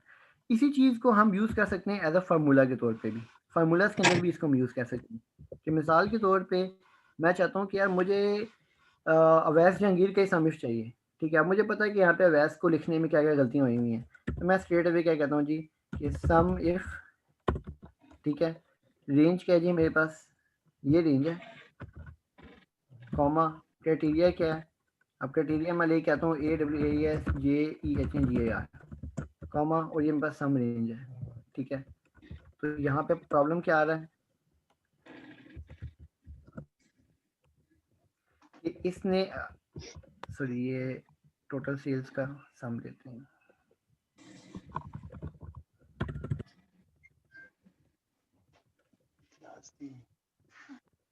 ठीक है। अब यहाँ प्रॉब्लम क्या आ रहा है कि उसने जितने भी अवैस आ रहे हैं वो पॉसिबल अवैस हैं, उन सब का सम नहीं दिया, ठीक है, बल्कि सिर्फ जो एग्जैक्ट अवैस जहांगीर मैच करा था उसका सम दे दिया। लेकिन यहाँ पे बस मतलब 47,029 और इसने दिया है 4,500 और ये 4,700, ठीक है। अब इसको मैं इसको ठीक करने के लिए मैं यहाँ पे वाइल्ड कार्ड यूज कर लेता हूँ, वाइल्ड कार्ड क्वेश्चन मार्क के, यार यहाँ पे भी AIOI कुछ भी आ जाए और यहाँ पे भी ई की बजाय ए भी कुछ भी आ जाए। तो ये देखें यहाँ पे इसने 47,290 कर दिया, 29 कर दिया। तो ये बेसिकली हमारे पास वाइल्ड कार्ड है। ये कई दफ़ा आपको वही बात है कि मैंने आपको बताया कि कई दफ़ा डाटा की मिसमैनेजमेंट की वजह से इतनी चीज़ें आपके पास आ रही होती हैं, तो उसको फिर आप इस तरीके से वाइल्ड कार्ड को यूज़ करके कर सकते हैं। इसको आप VLOOKUP में भी यूज़ कर लें, इसको आप इंडेक्स मैच में, हम इसमें किसी भी तरह से, इवन फिल्टर्स में, जैसे भी आप इसको चाहें यूज़ कर सकते हैं। क्वेश्चन मार्क है, अल्फ़ाबेट अगर कोई मिसिंग है, और स्टैटिक है अगर कोई पूरी की पूरी टेक्स्ट स्ट्रिंग मिसिंग हो रही है। सो ये वाइल्ड कार्ड था। आपका जो क्वेश्चन है आज के सेशन से रिलेटेड, तो you guys can go ahead. साथ, can you hear me?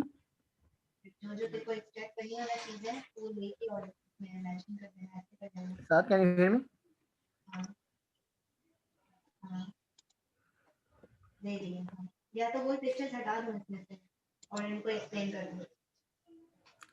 Just मैं साथ को रिंग कर लेता हूँ।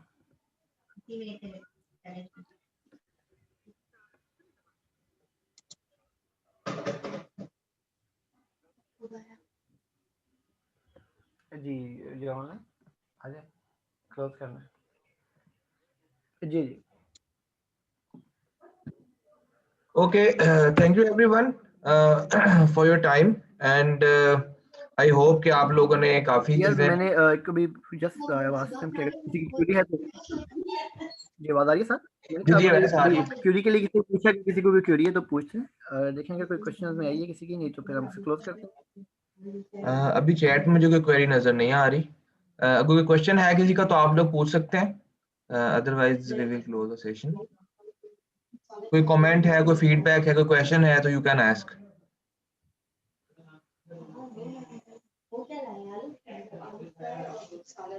आपके कमेंट्स की और फीडबैक की बहुत जरूरत होती है ट्रेनर को।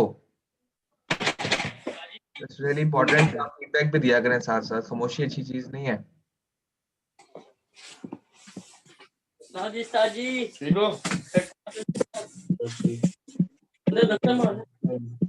खामोशी। चले, ओके, इट मींस कि सबको समझ आ गई, आई थिंक चीजें ठीक चल थैंक रही यू हैं। वकार। जी, खिजर अब्बास ने आज हमारा फर्स्ट सेशन ज्वाइन किया है। खिजर, आपका क्या फीडबैक है?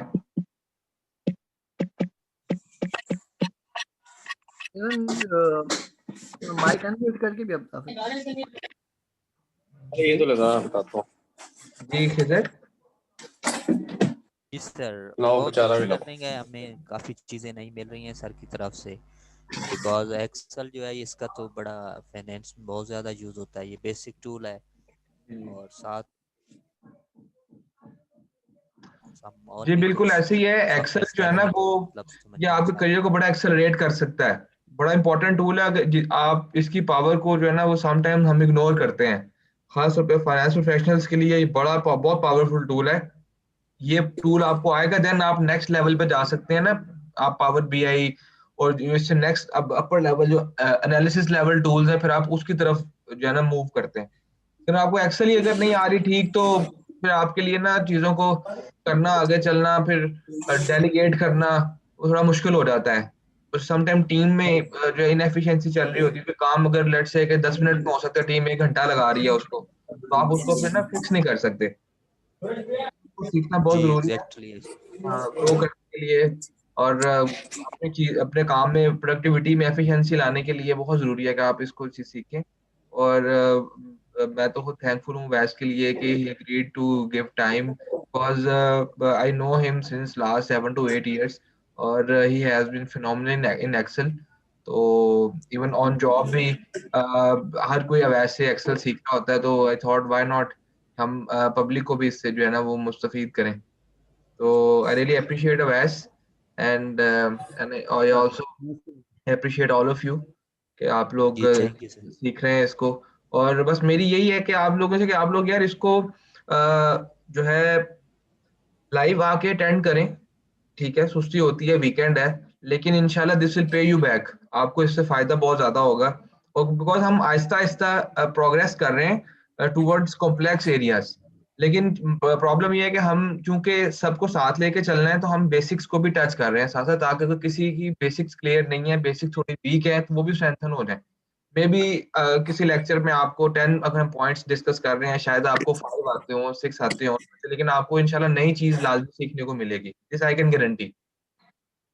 तो बाकी ये कि आप लोग करते रहें, इंशाल्लाह सॉफ्ट स्किल्स पे भी हम करेंगे नेक्स्ट वीक का सेशन को, कल भी वैसे ही करेंगे continue, because he wants to make some pace on Excel front. तो बाकी ये है कि इंशाल्लाह नेक्स्ट वीक हम बात करेंगे how to manage relationship with your colleagues.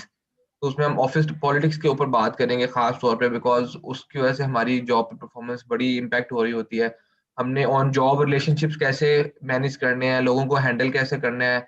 ठीक है, इर्द गिर्द आपके जो क्रॉस फंक्शनल रिलेशनशिप्स हैं, विद इन डिपार्टमेंट रिलेशनशिप्स हैं, इन पे हम इंशाल्लाह बात करेंगे। तो ऐसी चीजें जो कि कोई सिखाता नहीं है, और इन्हीं की वजह से हमारा करियर सफर कर रहा होता है। तो इंशाल्लाह हम नेक्स्ट वीक पे उस पे बात करेंगे। तो for now I will now close the session formally, and once again thank you everyone for joining. Sir ये पूछना था, हमारे जो लेक्चर जी जी जी सर, खिजर। ये हमारे लेक्चर एक जगह किसी फोरम पे पड़े होते हैं, कोई हाँ, हमारा कोई साइट? बिल्कुल मैं YouTube पे अपलोड करके ना लिंक ग्रुप में शेयर कर देता हूँ। मैंने पिछले 2-3 लेक्चर्स शेयर किए थे, मेरा ख्याल है आपको कोई न्यू है तो आपका एक आधा लेक्चर मिस है, वो भी मैं इंशाल्लाह ग्रुप में डाल दूंगा।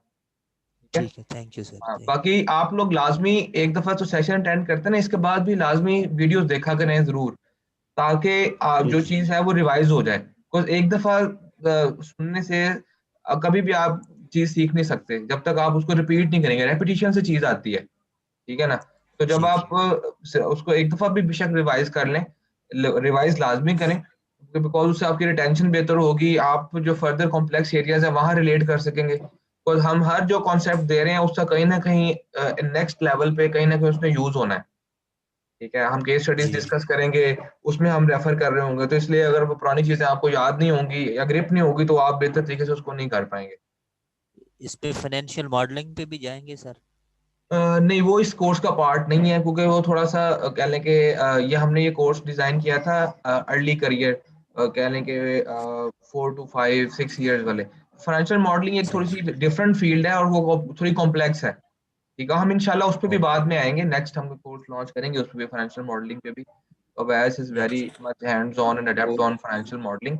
तो लेकिन इस कोर्स का पार्ट नहीं है, इस कोर्स में हमने इसको मॉडलिंग से वन स्टेप डाउन रखा है। करके वो समझ हाँ, लेकिन हाँ, इसमें हमने पावर बीआई को इनकॉर्पोरेट किया है और रिप्रेजेंटेशन टूल्स को इनकॉर्पोरेट किया है, ताकि आप चार्ट्स को और इन चीजों को हार्नेस कर सकें। ठीक है जी, ओके। कोई और क्वेश्चन या कोई कमेंट बिफोर आई क्लोज? ये बोला ये सॉफ्ट आगे हमारे भी किधर आ गए हैं बजा रहे हैं। Okay, guys, thank you everyone. So now I am closing the session officially, and take care and have a good weekend. Thank you guys. Thank you everyone. Allah Hafiz.